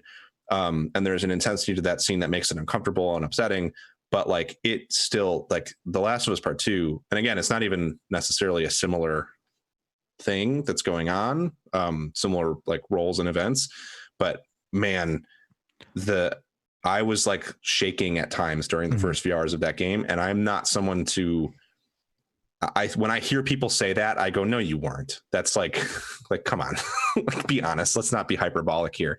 And it's not necessarily to say that I think that Last of Us Part 2 is the best game ever made or anything like that. That's not what I'm saying, but it certainly has a way to, it is emotional in a way that, and it elicits emotions in a way that is really impressive, I think. And sort of different than a lot of other games that I have played that go for similar kind of emotional stuff. I think a reason for that, at least for me, I don't know if it's the same for you, it's the way in which they portray it, like both the good and the bad. Like there's a really good romantic moment pretty early on in the game too, that's just portrayed very realistically. Like it's not played up, like it's not like, oh, this beautiful romantic music that's going on with an undertone and then it's like, you know, crescendoing like it would in a movie. It just feels natural. And the same kind of goes for like the brutal violence, is that it feels like grounded in a reality that's like, oh, if this happened in real life, this is probably what it'd be like. Ugh. I've been kind of questioning, like, does it need to be, do they need to portray it that way? Do they need to, focus so much on the actual violence, because I think in like, Pat saying he was shaking, I can't, speak for Pat, but I wonder how much of that is like the way they portray the violence, especially in that scene. And because it is graphic, like it's very graphic. It's like not Mortal Kombat level graphic, except not like cartoonish. It's not cartoonish. And what I would say is I'm not a film critic, so I certainly think a film critic could probably analyze those early scenes and give all the reasons how X movie and Y movie and Z movie did it better. So I still think it's a derivative work. I don't think it's doing something like, I hesitate to use words like groundbreaking, because it's not breaking new ground. There's other media that has portrayed a lot of this stuff, and it's not doing it in a way that is somehow unique to being a game. So I think it's valid to be critical of a lot of those aspects, like you're saying, Andre. I just can only speak for the fact that like I haven't experienced a film that has done that for me. The closest that I've gotten to that is something like Children of Men, and even that was more of a like grip the chair in the movie theater, not so much like putting a controller down and feeling like motion in my hands and stuff, and take a walk around. So I think some of the discourse around it that's frustrating is like, certainly would not argue that like this is the greatest media of all time, like I have actually seen someone do, but I do think that it is powerful in a certain way, and that it's valid to say that it's doing things that games don't really do. But I'm wondering, like it revels in the violence, and based on some of the discourse, maybe it eventually kind of was like, oh, but you were the monster all along. I was like, okay, sure. But they with the fidelity and the graphical prowess with which they can render the violence and gore, is, I wonder how much of that is what is impacting, as opposed to like another game where there are plenty of games that have like super violent moments, but they're not super high, like they're not super high quality. What they're rendering isn't. I see what you're getting at, and I don't realistic or whatever. So it's not maybe that's part of what is building the. Yeah, when we go into spoilers at a later date, we can talk about it in more detail. I don't think that's what was happening for me in that specific scene. I don't think it was really a fidelity thing. I think it was. I actually think like agency and player agency did have an effect on that scene in a way that it wouldn't watching it from the perspective from a movie. So. But also it's hard to really get into that without going into what that scene's about, and I don't want to do that here. But I also think what you're saying is super valid and reasonable too. And I will say that the biggest criticism I have of the game, there is a very cool, as you move forward in the game a little bit, again being as vague as possible, there's a point where after you get through that opening sequence, you move into a more open area that is a break from the first game, because it actually is like sort of open world-y. It's smaller than an open world, and you don't encounter, from what I've heard, you don't continue to encounter those spaces. You kind of explore that space and then move on, and the rest of the game is pretty linear. It sounds kind of like Uncharted Lost Legacy in that way. Exactly. It actually, I will be honest, I have not played Lost Legacy, and it definitely made me want to go back and play it, because I'm finding that to be really interesting, the way that you can kind of explore this space. With that said, my biggest criticism is, while I enjoy that, there's one of the first kind of places you could come across in that exploration space. It's very much like you go in, there's infected there, you fight them, and then you get like a reward for going through it. And then when you get out at one point, like Ellie is like, well, at least we found this in there. And that was definitely a moment where I was like, it felt like like it was to an extent betraying that, like the it was very much a moment of like, this is still a video game. And that was a little bit frustrating. And not, this is still a video game, and the like, we're leveraging the specific tools that being a video game gives us to make a more impactful experience. It was like, we put a dungeon in that you had to go in to get a weapon kind of thing. And that was a little like, I don't know how I super feel about that. By contrast with another piece of equipment that, with no spoilers, that you acquire, which I felt was like actually like kind of poignant and powerful, the way that it's introduced. So there is still a little bit of that, like half of a foot in, we're making a post-apocalyptic video game. But aside from that one moment, the rest of the spaces that I've explored have had various moments that didn't do that were like actually like pretty moving in one way or another. Yeah, I think this game has some genuinely beautiful moments. Totally, yeah. And like, from like locations to just like character interactions. It runs the gamut. Man, some of the art in that game is stunning. Totally, yeah. Like it's nice to play a game that isn't a brown drab post-apocalypse, and The Last of Us wasn't. Like, there are those areas, but like nature has really taken over, and it gets to be green and bright and colorful. Yeah. Like when there's a moment when you're with Dina, I think, and you're like looking over the outpost or whatever, and you're just looking at the mountains, and it's like, that looks realistic and beautiful, and also makes me want to go back to the mountains. Yeah, for sure. Not since Witcher 3 have I seen such a beautiful mountainscape. There's certainly a moment where, and this gets into a little bit of that, like, well, you could have also set up a beautiful cinematic camera shot, which sort of alludes to stuff that you talked about privately, Allison, too.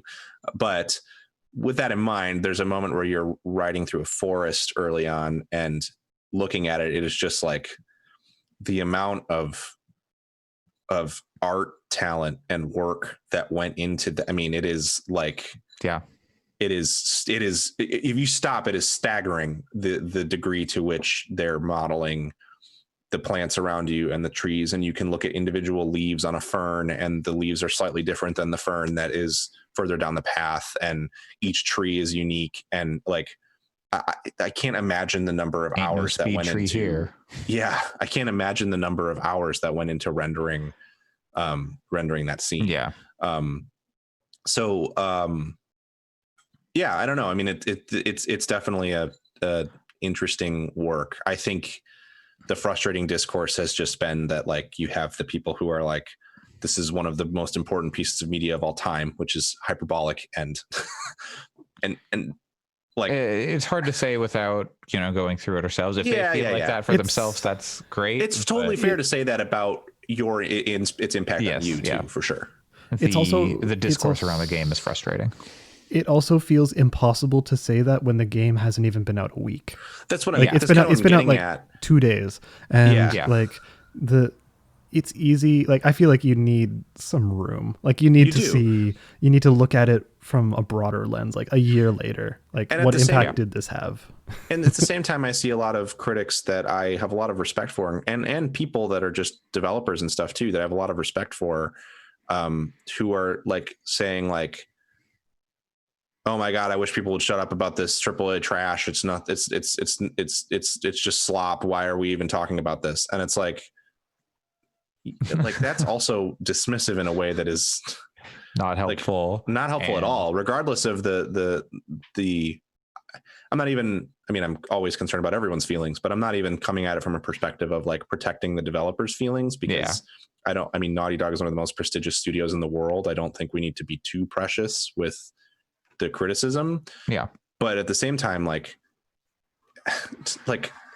as someone who has been dismissive of the first game in the past and understood the ways in which that's not helpful, it's not helpful to just immediately come out as like, oh, the stupid zombie game. Like, there's nuance there. Yeah, there's like a middle ground between like, only AAA games are worth talking about to AAA games are not worth talking about at all. Like, there's a middle ground, and I think you can you know, I mean, I only played a little bit of the first Last of Us, and I don't really think I'm gonna play the second one. But you know, even still, like, there's a middle ground between those 2 points, and it's okay to be like, you know, either say like if you don't like it, or you can say if you're not interested or whatever, but you don't have to do that while being also dismissive of people that like it.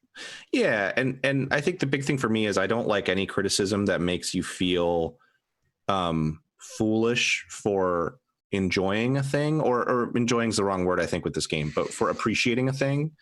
And there's so much of that, I think, that is veering into, it's bad when criticism makes you feel like if you don't enjoy it, there's something wrong with you. And it's bad when criticism makes you feel like if you enjoy it, there is something wrong with you. Mm-hmm. And I feel like right now I've seen maybe 2 critical conversations about this game that are actually in the middle and have that nuance. And everything else that I've seen has been on either end of that spectrum. And that's so frustrating, and is kind of an example of why, like, we're not going to move forward with that mentality. And it's a lot of people, even with the critics, it's people who have played the game, and there are people who haven't played the game, and they're just like, yeah, exactly. Come on, you all know better. Or people who have played the game, who have a colleague or friend who has played the game and feel qualified to be critical of it. And it's like, or they watch the cutscenes on YouTube. Yeah, and that's kind of devoid of context to some extent. And I think it's just frustrating. A big part of it is like, it's just Twitter is a bad place to talk about. To have Twitter is a bad place. End of. Twitter is a bad place. End of sentence, for sure. Yeah. So is Metacritic, it turns out. Yeah, exactly. Well, that's for an entirely different, even more bullshit reason. And Steam reviews. Yeah. But anyway, it's an interesting topic, and I think it's going to be an interesting thing to talk about for a long time, even with how it has affected critical discourse. I wonder if that fateful tweet hadn't been tweeted, if perhaps the discourse around it would have not gotten so hostile so fast on both ends of the spectrum. Yeah. I don't know what tweet you're referring to, but that's okay. Schindler's List. The Schindler's List comparison, okay. which you know, was is a terrible thing to. It's just a tacky tweet. Like, it's a bad, and a critical fallacy. Like you cannot. You can't separate the context of that film from its tone. So to compare anything that is also not about that specific event is incorrect. But also, we talked about it in our chat, just like movies to games and the absurdity of that. And this game does rely on cinematic language a lot, and uses it effectively well, but it's cinematic language that is done better in other places and all that stuff, and it's very interesting. And in some ways, I to your point, Andrea, I wonder if this were a, like 15-hour movie instead of a 30-hour game, would it be potentially a better piece of art? I mean, and I don't know. It would depend on the execution on that side as well. So I don't know. But I will say that it definitely is having an impact on me that is singular from works in the space. And I'm looking forward, again, is kind of the wrong word, but I am definitely riveted to see where it goes. A lot of people say like they can only play it in 90-minute chunks and stuff like that. I haven't felt like that. Like I said, I've played 8 hours like between yesterday and today, and I'm moving through and I'm having a good time experiencing the story. Yeah. There are moments where I'm like, I think what's interesting is, like, after the Modern Warfare presentation last year at E3, there were a lot of folks who came away from that saying like, oh, I was physically uncomfortable during that presentation because of how violent and like the content of the single player stuff. And in no way, shape, or form would I mean to dismiss those experiences, because I think that's absolutely valid if you felt that way. And it's definitely the most intense Call of Duty campaign, and it has problematic elements for sure. But when I played it, I was like, wow, that was an intense Call of Duty campaign. It didn't really have that kind of like, oh my gosh, this is so this is like brutal and impactful. It was more like, this is just kind of like sensationalizing the violence that is real, that happens in conflict zones around the world. And it's at once a good Call of Duty campaign and also kind of fucked up that this is what we've turned this violence into in video games. Whereas with The Last of Us, I heard people talking about how it is really impactful emotionally and actually am having that experience. So it's been an interesting contrast to the way that games that have been billed as, affecting and brutal have been in the past. To me, that comes across as intent. Like, whereas Call of Duty is going for the intent of like, it's kind of going for, I don't want to say the dude bro audience, but like it's not a nuanced thing. But we need a reason to put the graphic content warning at the beginning of the game. It's going for the like, we get our hands dirty so the world's hands can stay clean kind of thing. Like, and exactly. Which is different from what this is trying to portray. Look at how gritty and real this game is. When you're like, so you just remember you pulled the trigger. Like if that whole scene was Duty, like, okay.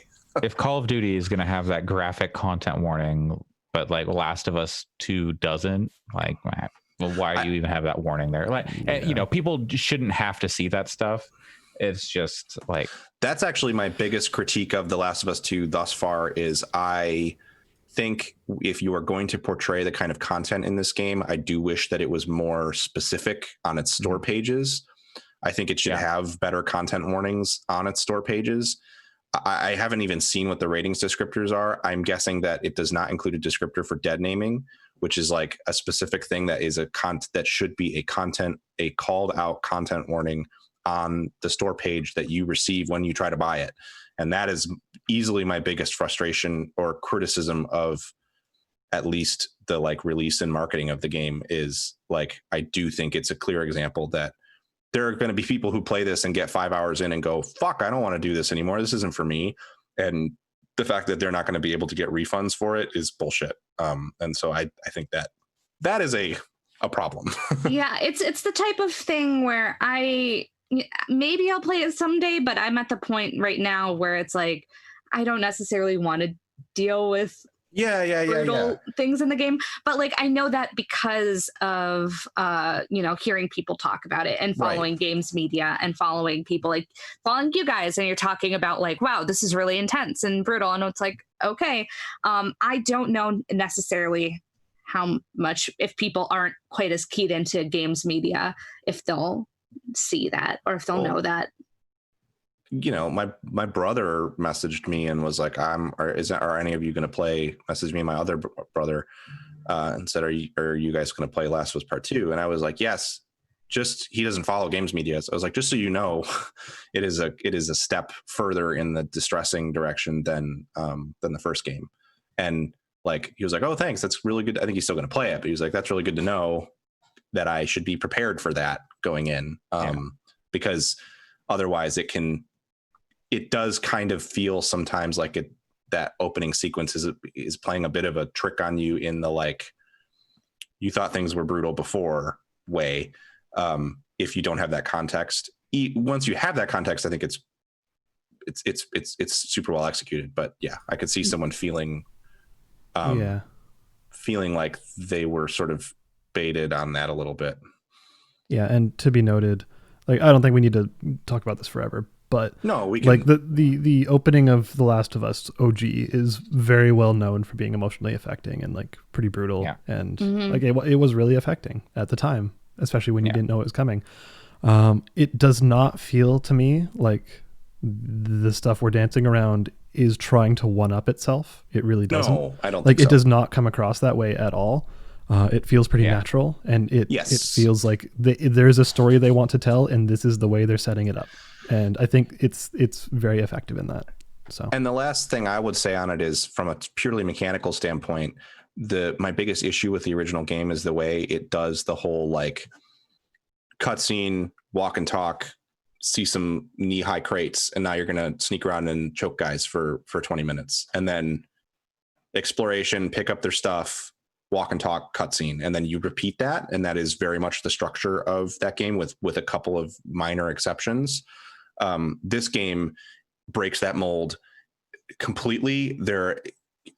things can happen at any time, and this and with some limited exception, it to me pretty frequently has felt like, oh, okay, now all of a sudden now I need to crouch. I got to go prone and hide in this grass because, oh shit, there's stuff now. And it's been much more like effective so far for me in like moving between those sort of modes of play. Being further on in the game than you, it does get back into that kind of rhythm, because like you mentioned, it doesn't have like open areas later on, so you have less of that. But because they've added in like mechanics and stuff, it feels a little bit more fresh and like, okay, I'm doing something a little bit different here. And like, I think it's ways to solve stuff, but you do get back into that, like, okay, walking through an area, investigating, okay, combat, loot stuff, okay, walk, combat, loot stuff. I think a lot of it is how natural the progression between those things feel. And I mean, I'll have to play it to see how I feel about that. I think the first game's just like there's multiple combat sequences in the first game where it's like, this didn't need to be here, but to fit the like the formula, there needs to be a sneak around for 20 minutes and choke guys out or get in a gunfight sequence, and that is what's frustrating to me. I think the contrast is like in the first game when you're in the suburbs and there's the sniper. That's an example of, oh wow, this is a cool transition. We were walking and then all of a sudden here's conflict and we need to figure this out. Versus a sequence in Pittsburgh where you first give Ellie the rifle and it's like, well, we got to the gate, so of course there's going to be guys here. Here's your first huge, like, this is going to take you half an hour to clear these people out. That was like, I hated that sequence. So, and that's actually the sequence that made me quit playing it the first time I played it. At least where I'm at in the game, like, it makes sense that there'd be people all around. Sure. Yeah. And that would make me feel better about it. But but it's not a massive departure from the original game. It goes back to like the beginning of the game is much more different than the end of the than the original game. Then after like hour 3 onward becomes much more like the first game. At least you don't have to craft shivs. No, you don't. Sorry, minor mechanical spoiler, but you don't have to craft shivs. No, it's because Ellie has a knife. Yeah. All right. Well, that's The Last of Us 2 for now. Yeah. It'll be back. Yeah, we'll probably be able to break out thoughts into a deeper discussion, hopefully. There'll probably be a spoiler cast. Yeah. Yeah. Because there's a lot to talk about. A lot of good moments. I have not hated anything in this game so far.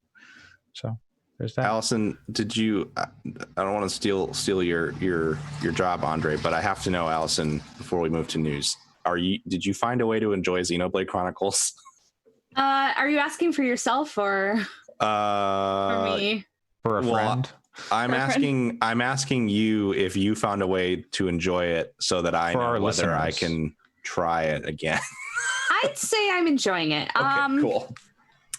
Yeah, I don't know, because I keep going back and forth with it because I feel like my enjoyment is completely determined on like physically where I am in the game, because some of the environments are so fun and like so beautiful that it's like kind of like fun running around these cool environments. And then I just got to this kind of swamp area and I'm like, I don't like this swamp. It's always a swamp. It's the swamp in The Witcher. Annoying. It's always the swamp. What part of the giant's body is the swamp on? Is it like the gooch? It's like the it might actually be not that far. Is it does Bionis have swamp ass? Honestly, kind of, yeah. Because quite literally, because like you start near kind of further down the leg, and you traveled up the leg. I haven't looked at the map of the Bionis yet, or for this area, but you've traveled up the leg. So, but yeah, it's I feel like I feel like I'm going back and forth because I like it a lot at certain points, but I really don't like. I'm starting to get more in tune with the kind of flow of the combat, but it's not necessarily my jam. And I think it's nice when there's a lot of side content to do, but like certain areas there's not much side content. There's right before the swamp, you have to go through this entire like mine area, and it's just a lot of like corridors and going places with no side content, and it's a little bit dull. Yeah. So it's really I'm interested to see where this game goes, because I feel like when it works, it's fun, but then sometimes it doesn't quite understand. I mean, it's the first game of a series, so I get it, but also there's certain parts where it doesn't really understand what makes it fun at all. So yeah, it's those opening hours are real rough. They are. I go back and play it. I've been like slowly, I'll play it for like 20 minutes, and it's like, okay, I'm going to run to another person, and then we're going to read dialogue boxes for another 20 minutes. And then, oh, now I got to go up to the park on the edge of town where I'm going to watch a 2-minute cutscene and then read dialogue boxes for 20 minutes. And it's like, and then whenever I try to go like, well, maybe I'll break this up by going out and doing a side quest where I fight something, and then the thing one-shots me. It's like, what are we doing? And it's not particularly good writing for the early parts, so it's not. Yeah, there's certain parts where I'm like about 15 hours in so far. There have been some decent. Well, I'm like I say decent writing, and I'm like, I don't know if I would agree with that. I don't think fine. I mean that. The plot is interesting, like the concept, the world is super fascinating. The world building is what I think makes me want to keep doing it. Yeah. I feel like that's the one thing that's always made me really, really interested in Xenoblade in general, is that they have really cool environments, and the world building is always really, really interesting. Like the giant swampy ass. Exactly. But like you get to like this I feel like there's moments in every Xenoblade game I've played so far when you get into like a wide, big field, and there's interesting, geometry. Like there's interesting, kind of unworldly, like otherworldly, like rock structures and things like that. Right. Yeah.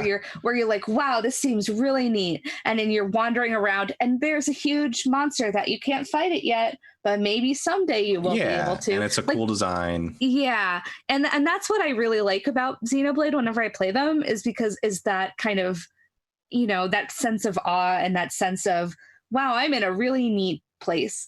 But when you don't have that, and when you don't have the side quests, it's like, it's kind of a slog at points. So I'm kind of trying to push my way through more of it, because there have been a couple of moments where I was like, wow, I really like this game.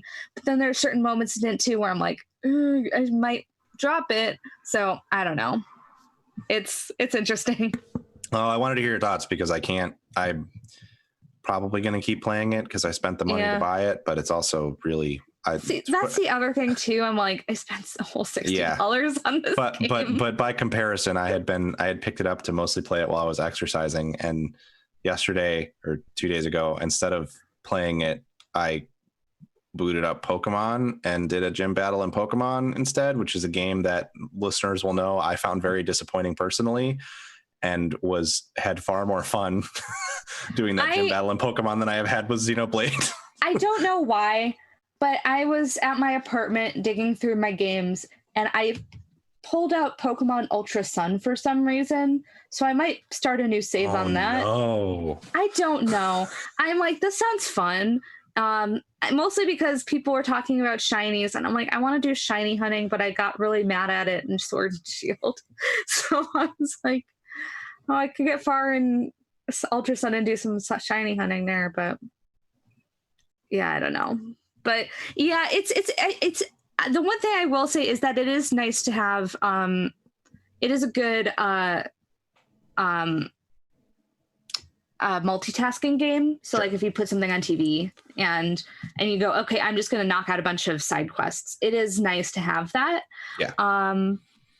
And And the one thing that I really wish I liked more, and that I think is a really cool idea, but isn't really, I don't think, executed that great, is that there is the kind of like affinity chart, where you have the chart of all of the different relationships that you know between like the people in like your various colonies or something.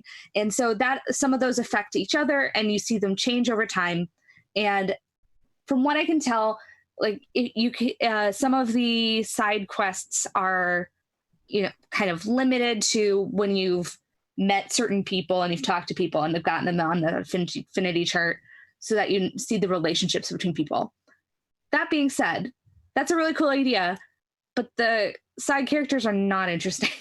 So Oof. I'm like, okay, like there have been a couple of times where I've been invested in it, but very rarely. And most of the time you're looking at this chart and you're like, I don't know who any of these people are. I would say after about 4 hours spent with the game, I haven't encountered a single character that is interesting. Yeah. And I mean, interesting in the like, oh, that's cute, they want to be friends with that guy. Like, like I want to help them be friends, but they crave basic social interaction. How cute. I know.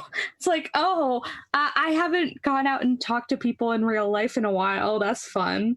And I think that the new the main characters are okay. They're not like, I don't dislike them. Yeah. But it's definitely like all of the reactions around this game sound so tepid.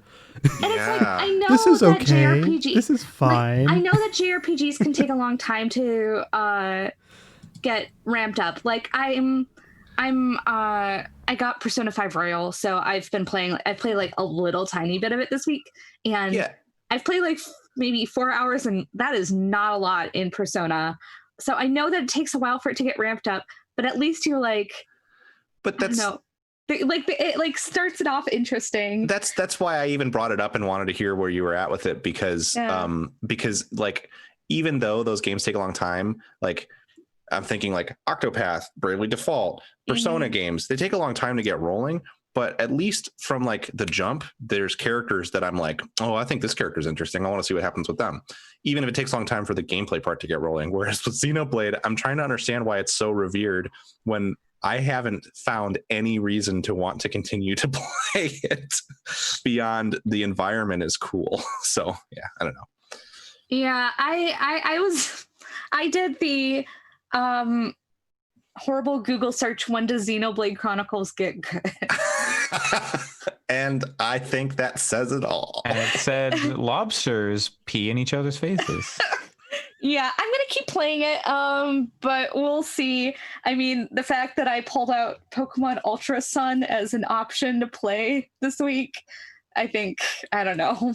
Hey, you need to get the sun in your life somehow, and your Pokemon. Yeah. But what if, Allison, instead of playing Ultra Sun, you could sit in this sphere that went through these great Pokemon locations that you know and love, and you could take some nice pictures I'm so excited. Of all these Pokemon. So are we getting into news now? I don't know, you could I don't know, maybe like snap some photos of these Pokemon.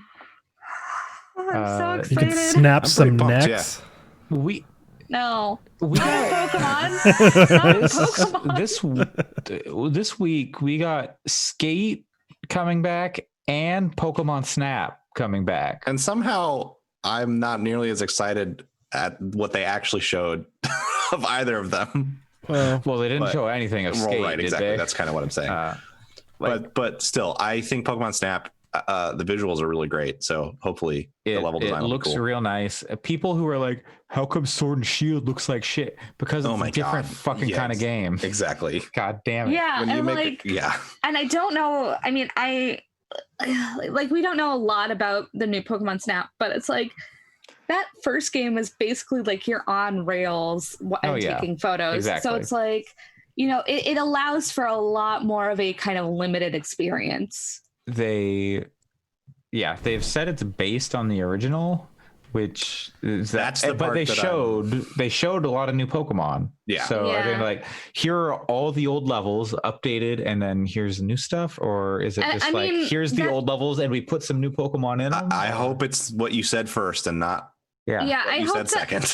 I mean, I think it'd be really neat if they had some of those old levels. I mean, especially since they're such on rails.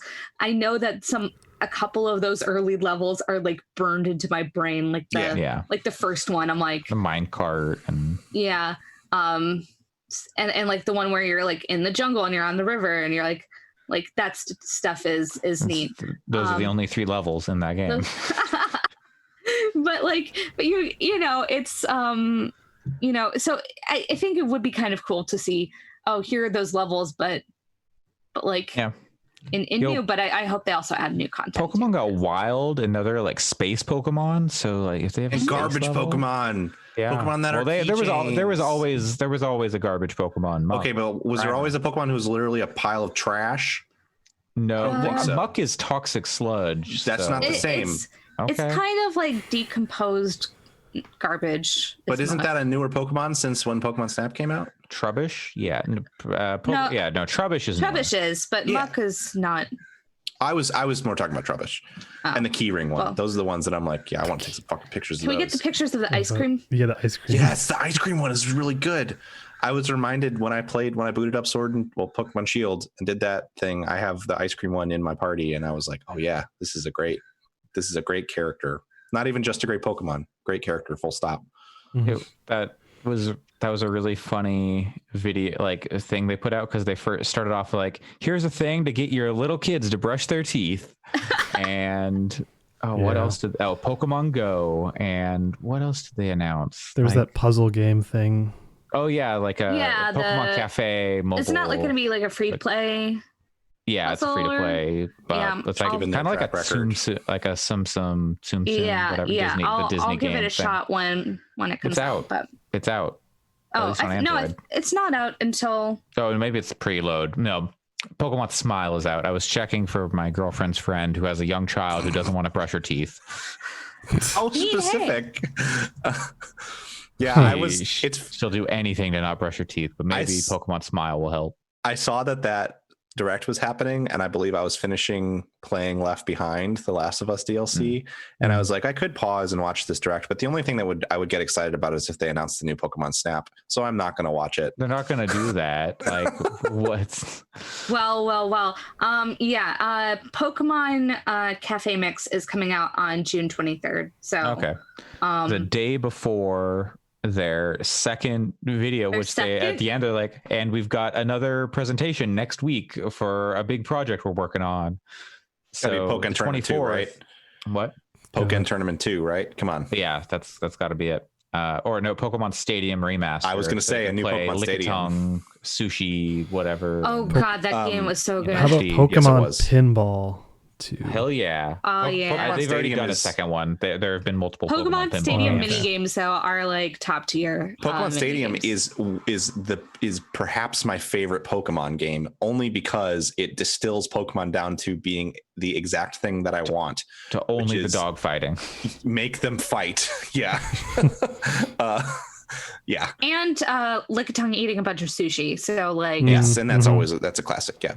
The only thing I would say about Pokemon Snap is my favorite thing about Pokemon Snap is less just the taking pictures and more the ways in which it's like, oh, if you throw a berry here at this time while this Pokemon is looking at this, then it causes this crazy thing to happen. That's like those like secret elements are my favorite parts of that game, and I hope that this new one understands that that's what makes those games so cool. I hope so I can go to Blockbuster and print out my pictures. I was gonna say, like, is there really a point now that we can't go to Blockbuster? You go to Oregon. There's still the one in Oregon still open. You will post them on Twitter. No, but will they have that machine? I don't know. Hopefully. If they made a single Pokemon Snap 2 machine for that single Blockbuster, that would be. I would travel to that Blockbuster. No, you know what it would be instead is you can pay Amazon to ship you printouts with an integration in the game. If they were to actually do some kind of thing like that, and Nintendo would do it directly. Come on, Nintendo would do it directly. I guess, but it's a sell a new company, printer, like the printer that they had for the Game Boy. I wish that stuff was so cool. Anyway, so there's going to be another Pokemon video revealing a new game, it seems like, this week on the 24th. So look forward to that. What do we think it's going to be? A Pokken 2, Pokemon Stadium remaster. Let's go for second gen. Okay, let's go sense. Crystal. Yeah. Okay, what are the two they choose? So we had Let's Go Pikachu, Let's Go Eevee. Let's go. I don't remember the starters. Let's go Meryl. Meryl, yeah, I think Meryl is a solid choice. Let's go Meryl, and let's go Sentret. I would go for Mareep. Mareep. Oh yeah, Mareep's a good choice. That's a good one. I think I would play that one. That's my. I saw people say Meryl and Pichu, but like Pichu is so similar to Pikachu. That's the same bullshit. Yeah. No. Yeah. I think that's probably 100%. It is probably Let's Go 2.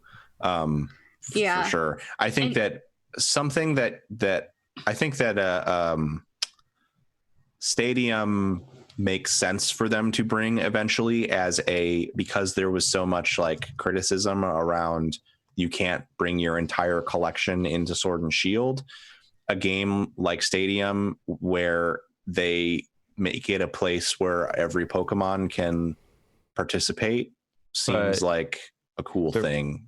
Part of the reason supposedly that they didn't bring everything into I guess it depends on if Stadium would become like the de facto competitive thing and like how is it balanced and stuff like that, like, because I don't know, that's a really complicated thing. I don't know how Pokemon competitive Pokemon works, but it seems like if you wanted to make Pokemon Stadium, you would want to do it for the esports scene at this point, so they can just have their battle game. If I were the president of the Pokemon company, which I should be because I have never played Pokemon competitively and never done any of the end game content, so clearly I'm the best choice. Yeah, no, Nintendo loves that shit. I would totally do what you're saying and say this Pokemon Stadium is like the competitive place. You go play all the other Pokemon games and buy them all to collect the Pokemon because you can't catch them in Stadium. And then you have a whole team that's just on balance. Exactly. And you say, hey, there's like 1,000 Pokemon in this game, but you can play any of them in the casual battles, but we have a ranked list of 200 Pokemon that are available this season for you to play competitively. You can bring in your IV trained, perfect. Exactly. Right. Yeah. So go train your Pokemon in their separate games. Put them in your Pokemon bank that you pay a monthly or yearly fee for. Then bring them to Stadium, the game that you paid $60 for, and that you're paying Nintendo Online for. Like that is totally how I would do all of that. Yeah. Or they could just bring back Pokemon Coliseum and call it a day. Yeah, that's sure. The only other thing I could see being interesting is if they're like, oh, we see Temtem, now we're going to buy that. And so they put Pokemon in it. Yeah. I don't see that happening, but no, I don't. It would be nice. It would be fucking rad, though. It would be super nice. Temtem kicks ass. Yeah. People should play Temtem. We're thinking, let's go Meryl and Mareep. Which I think that's not actually. I think that'd be fun. I those are good. Let's go Milk Tank. There we go. Oh no, Rollout. Yeah. Was that Rollout? I can't even remember. Rollout. Yeah, Whitney's Milk Tank. Fucking Pokemon games got soft. Like fucking Whitney and her Milk Tank. Playing that game kill you as a kid and being like, how do I get past this Milk Tank? Yeah, it was impossible. Same. Like I've got this fucking egg in my goddamn egg in my party. What am I doing? Gotta have the egg with me. I'm walking all over the place. I want it to hatch. I need Togepi. I want to be like Misty. Damn it. Yeah, that thing was messed up. We all want to be like Misty. That was like, who doesn't want to be like Misty? That is one of the things that makes me not like Sword and Shield. It's like it's too easy. I want Milk Tank to roll over my face over and over. Moving on. Okay, let's... Okay, next news story. Cyberpunk 2077. Finally, it's coming Who's out. ready to play it? Hell yeah. Who's ready to play it? I'm born ready. Any day now. Oh, what? It's delayed. Like September. For later in September? It has been delayed 2 months. Wait, it was delayed. That just means it was delayed to September. I need to play it again. Path of Neo to get my Keanu Reeves in video game fix. Then that's it's a hashtag gaming fix podcast. Keanu Fix podcast. Keanu Fix. Who wants to start? Bill and Ted 3. I bet Erica would do a Matrix Keanu Fix 4 podcast with me. I would do a Keanu Fix. John Wick 4 is that a thing? What? Point Break. John Wick 4. Are they making that? Yeah, probably. Are, indeed, and they should. So yeah, we could just do a podcast about all Keanu Reeves' upcoming projects. I believe we would, for longevity, we would make it about each Keanu Reeves, each one of his lines. You would do one episode about a line, so that we have. Movie? Yeah, and we try to. I mean, maybe we squeeze them together so that we can do like a movie a year. God, so we're gonna have to spend a whole week on Whoa. Yeah, exactly. We could do that across every movie, like the various woes. It'd be like doing a podcast on Owen Wilson and the way he's like, wow. It's a long play because I just am excited for the episode where he says, I get it. Okay, I'm looking forward to there's a bomb on a bus, or like, you go below 50, it blows up. Yeah. Keanu Fix coming soon. So yeah, they have delayed it. That November 19th, that's suspiciously like a console release day. I don't think they said that there's going to be. It's coming out on like the current consoles they've said. It sounds like the next gen compatibility is coming later. Yeah, which is I don't think, but it'll work like day and date. There was something. Let me double check because I saw them saying something. Honestly, I think CD Projekt, the way that their games have the tail that they have, I wonder how much they even really care about when, like, financially when they launch, and if it's more just make the game good. And hopefully, I really fucking hope that this means that their QA team is not working like 12-hour days and 90-hour weeks. Well, one would hope. Good hope. Though there was a lot of talk about how this is basically just extending crunch. Yeah. Yes, that's terrible if that's the case. And that's the video game way. I mean, just delay it till next year. Just put it.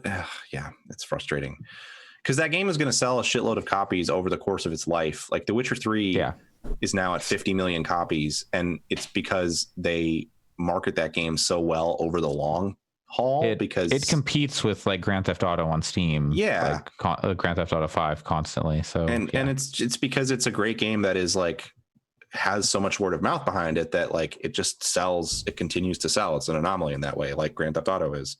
And so it would be nice if they just were like, we can put it out next summer and make sure people can have lives. Have lives? Half-Life 3 confirmed in Cyberpunk 2077. Half-Life 3 came out and it was for VR. Half-Life 3 available only in Cyberpunk 2077. What if there was a VR? What if in Cyberpunk 2077 you had to buy a VR headset to participate in something? I would be okay with that because I've already bought a VR headset. That would be real wild though. If they did like a mode that was VR only, you could jack in and like go on. Pretty sure that game in VR would melt any existing. But if they had like hardware. Had like the internet thing, because I think there's like they do the thing where you have to get in an ice bath and then you like jack into the network or something. I don't know, man. Yep. Lots of jacking in that game, from what I hear. I'm still looking forward to that, but me too. That and Deathloop are my two. Probably that, Deathloop, and Ghost of Tsushima at this point. So I double checked. It says CD Projekt says that a update to make the game, like enhance the game on the new consoles, will come out later, but it'll be playable on the new consoles. And I think, I guess they would have said it in the tweet, but if they could be like, it'll be or maybe I guess it's on Sony and Microsoft to say. Yeah, we don't know. It'll boost. Microsoft has already kind of said this, but it'll like better frame rates, HDR implementation for older games. So there's some of that. So it would have to have faster load times on a PS5 than a PS4. You would think. Like that's just. But if it's not designed that way, it doesn't have the updates. I mean, if you install it on an SSD on a PC, it's going to load faster than if you install it on an HDD. Yeah. But So yeah, we haven't seen how any of the backwards compatibility stuff works. Yeah. And it's frustrating because that's 5 months away and we don't have any idea. I'm going to buy it on PC anyway, but that is very much like console launch window time. November 19th. We'll see. We'll probably end up buying it on PC and console because my partner will also want to play it alongside me. Yeah. And her PC could run it, but she may prefer to play it on a console. I don't know. So we'll see. All right, let's see what else we got on this here news. Persona 4 Golden on PC came out last week. We didn't talk about it, did we? No, because it was after the after the podcast. Yeah, it's people playing that game. Atlas said it's a success. I purchased it. Well, it's not even. I purchased it too. I have not played it yet, but the thing is, I just want to support it as immediately as possible. To send them a message, hey, bring that game to other places. I admittedly did not purchase Persona 3 Definitive Edition, please. Bring it to Switch. Since Torchlight also came out, I bought that instead, and so I did both. Well, I also bought other games too. Yeah. It is. What was it? Can't. What am I doing? It's late. I can't think. What are we talking? Oh yeah, now I remember. Sorry. There is. I was looking at the Summer Game Fest, schedule, and we just watched Andre break in real time. I love it. Yeah, no, it's late. I gotta pull up the schedule again because there's a lot of events happening over the next few days. Like June 22nd is the Developer Showcase, which is Day of the Devs and the Game Awards, curated stuff. 23rd is New Game Plus Expo, which is Sega, Atlas, and a bunch of other Japanese companies. So I wonder if there'll be more info on like Shin Megami Tensei and Persona stuff coming to PC from Atlas. That would be nice. June 24th, there's an Avengers War Table new gameplay and details on the Marvel Avengers. Couldn't care less. June 25th is the Cyberpunk event. Interesting that they announced the delay before that event. Maybe they were worried about a leak. I don't know. Or maybe they just want to get that out of the way. I'm pretty excited for that Avengers thing just because the way that they announced that was by putting out a trailer for their trailer. And it was so bad. And it was like the Corona, like, we're all in trying times. Like, yes. Shut up. Fuck off. Yeah. We know. Yeah. Yeah. Yeah. Oh, I can't wait for that game, but I also think it's going to be a train wreck. But I'm glad that Persona 4 Golden is a success because that is the best version of the best Persona game. I don't know how I feel about Persona 4 at this point anymore. Well, we're going to have to do... It's been a long time since I played it, but like some of the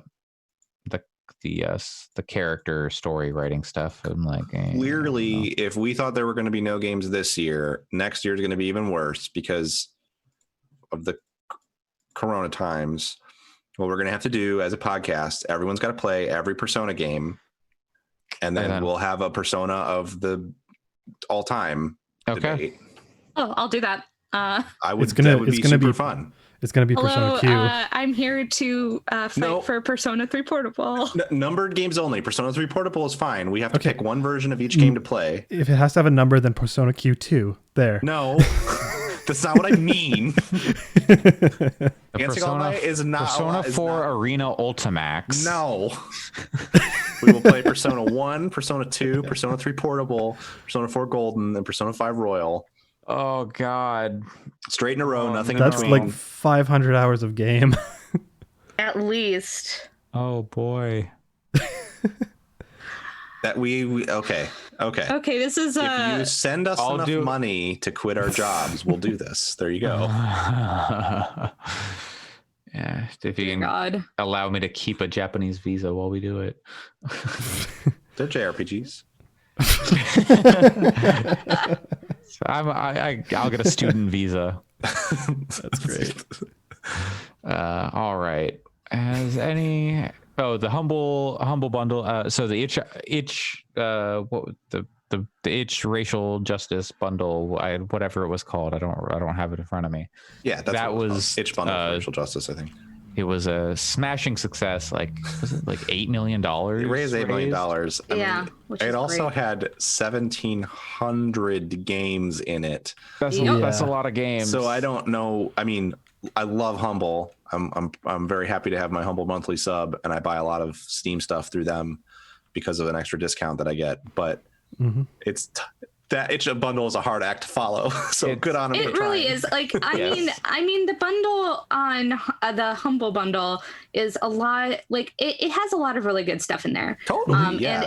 And it's the type of thing where if I didn't have a bunch of these games already, I'd be really considering. Yeah. But the thing is that there were a lot of really good games in that itch bundle too. I mean, there were like every game in that itch bundle. I mean, that's and I mean, like, in this Humble bundle, it's like there's like Baba Is You, which we like, Hyper Light Drifter. There's BioShock Remastered. Like, there's a lot of good stuff in here. Yeah, a lot of the like AAA indie stuff. Yeah, and like there's a lot of like really good things in this bundle. But that being said, like there was like Night in the Woods and Celeste and a lot of new, like I almost bought Tonight We Riot, but it's in that itch bundle. That game came out like less than a month ago, or about a month ago. Art School's in there, and the Death and Taxes, which is that like I've been wanting to play it, and it's in there. There's just a lot of good stuff in that itch bundle, and it's like so much like the minimum donation for that bundle was so much lower than the Humble one, which is $30. I mean, and it's like it's good for a good cause. So yeah, I respect the fact that Humble is charging what they are for the bundle. I think it's I respect itch going so low, but I also think that Humble setting it where they did is totally fair and reasonable. And I encourage people to get it if they don't have those games. But yeah, the itch bundle is a tough act to follow. It sure is.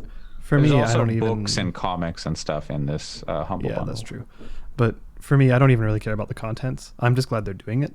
And totally. Like, also, like, I think it's really, we mentioned this in our chat, which has no relevance to the cast, but that's fine, is the first thing that came to mind is I'm really glad that Humble waited for itch to finish. Like, they actually were like, okay, make sure like, everybody's focused on this for now, and we're not splitting the user base, basically. And like, like that, I think that was a good thing for them to do. Humble could have just like cannibalized the itch market. Oh, totally. Because like, and they didn't, which they respected it, which I think is really good. Humble's a great organization, and I'm really glad that they handled it the way they did. For sure. And it looks like a lot of the games are like they're different games too. So there's different like value propositions you could make for that, and then also. Since the Humble bundle has made almost $3 million so far, indie devs are in total making at least $11 million for great causes. So it's which is a hell of a lot fucking more than Valve or a lot of other large outlets have done. So good on them. So like honestly, like props to all the indie devs in particular that put their games in these, because I know that a lot of the indie devs that are putting their games in these aren't necessarily making like a ton of money off of games. So I'm very excited. I've played a few of the different games in the itch bundle, and I'm excited to kind of give more a shot and hopefully recommend some games. I just don't even know where to start with that. Bundle. Like I mean I know where to start, which is I need to play Frog Fractions 2, but oh god, I do too. There's just so much. I would say so much. I would say for sure if you have that bundle and you're looking for stuff to play, like just start clicking and just play something, because there's a very much an analysis paralysis thing I think that can happen with that thing. If you really I think Night in the Woods is an important thing to play, so maybe if you need I've got it installed. I've got a shortcut. Yeah, and if people who are listening haven't played it, I know that Alex and I are both big on Celeste in particular, and that is a dang good game. Yeah. I think one of the main frustrations is the way the itch client works. It's smart. They we're not going to flood your like account with new games and stuff. So you have to go in and you have to select the game to put it into your thing so you can access it. But then I just have to go, well, what the fuck am I playing? I don't. There's a game in here. There's a game in here called Throw Cubes into Brick Towers to Collapse Them. Yeah. Okay, that sounds fun. I will. But I think it's cool. They said that they're working on a better way to integrate this bundle into your account. Yeah, which I think is fair that they. Them. Yeah. I'm assuming that there's been no itch bundle that's been anywhere close to near this many games and this much attention to it. Certainly not. But honestly, at this point, I don't even know how to look at what I bought. One of the things that I like about this from a obviously the most important thing is the cause that it went to, but I only recently started using itch. I had heard people talk about it forever. As a way to get more money in the hands of the developers when you buy the game. But I didn't really understand the fact that you have a library on itch as well. It keeps track of your purchases and stuff. It's not just, I always thought it was I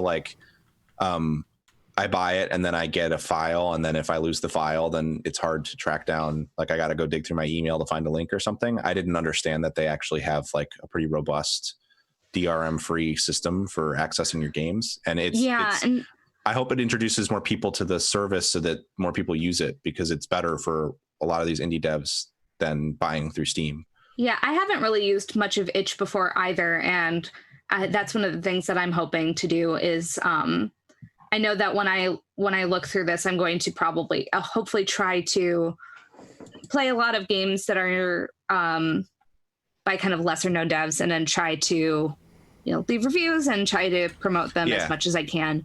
But it is, I haven't really used much of itch before, but this is definitely making me go in and check it out more. So yeah. So check out the Humble Fight for Racial Justice bundle. Yeah. The Humble bundle is really good too. We got on the itch tangent.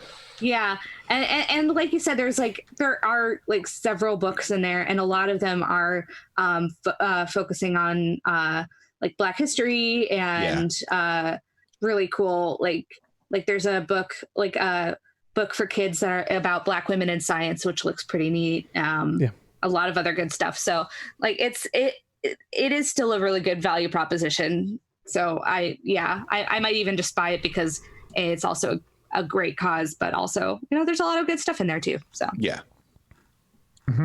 All right, and with that, I believe that's gonna do it for us. I was going to say one other thing. The Attack on Titan anthology is in there, and I think y'all should read that.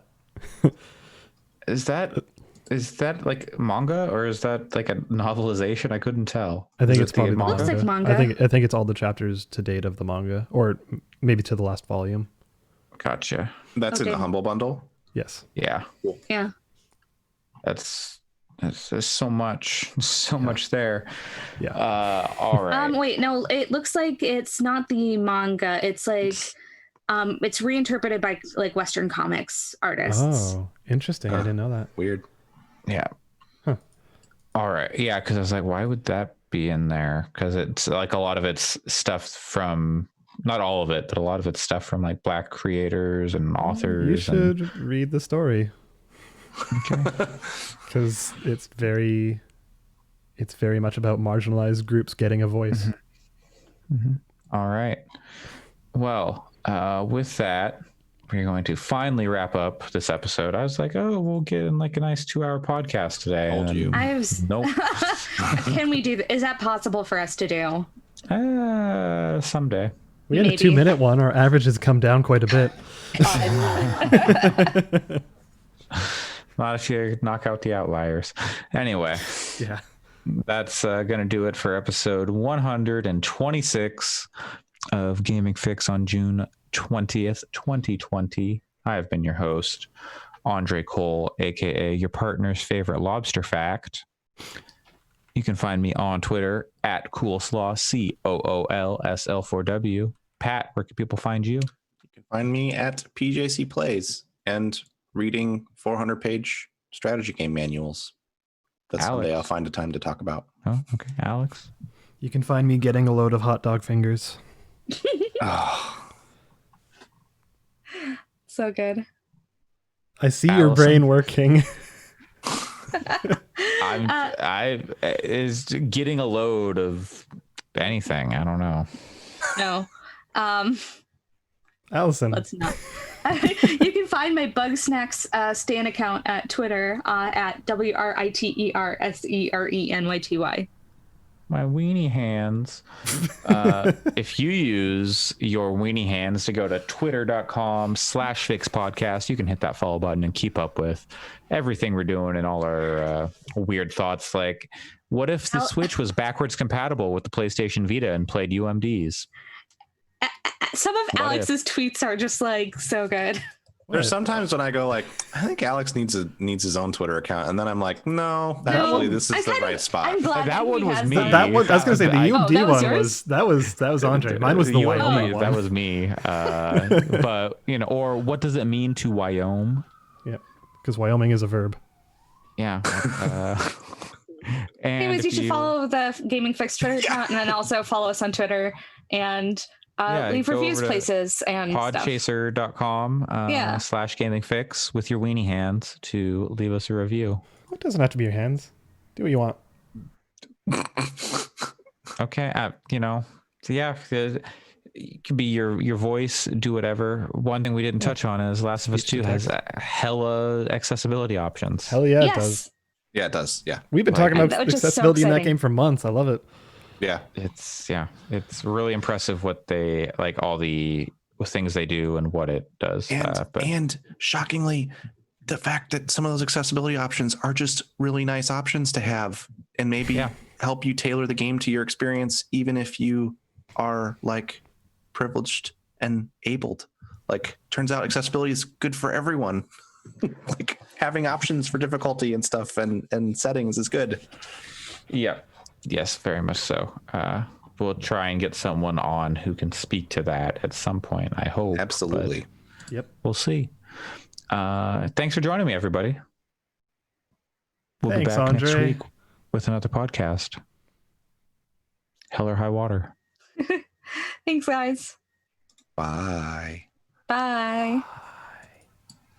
Bye. No.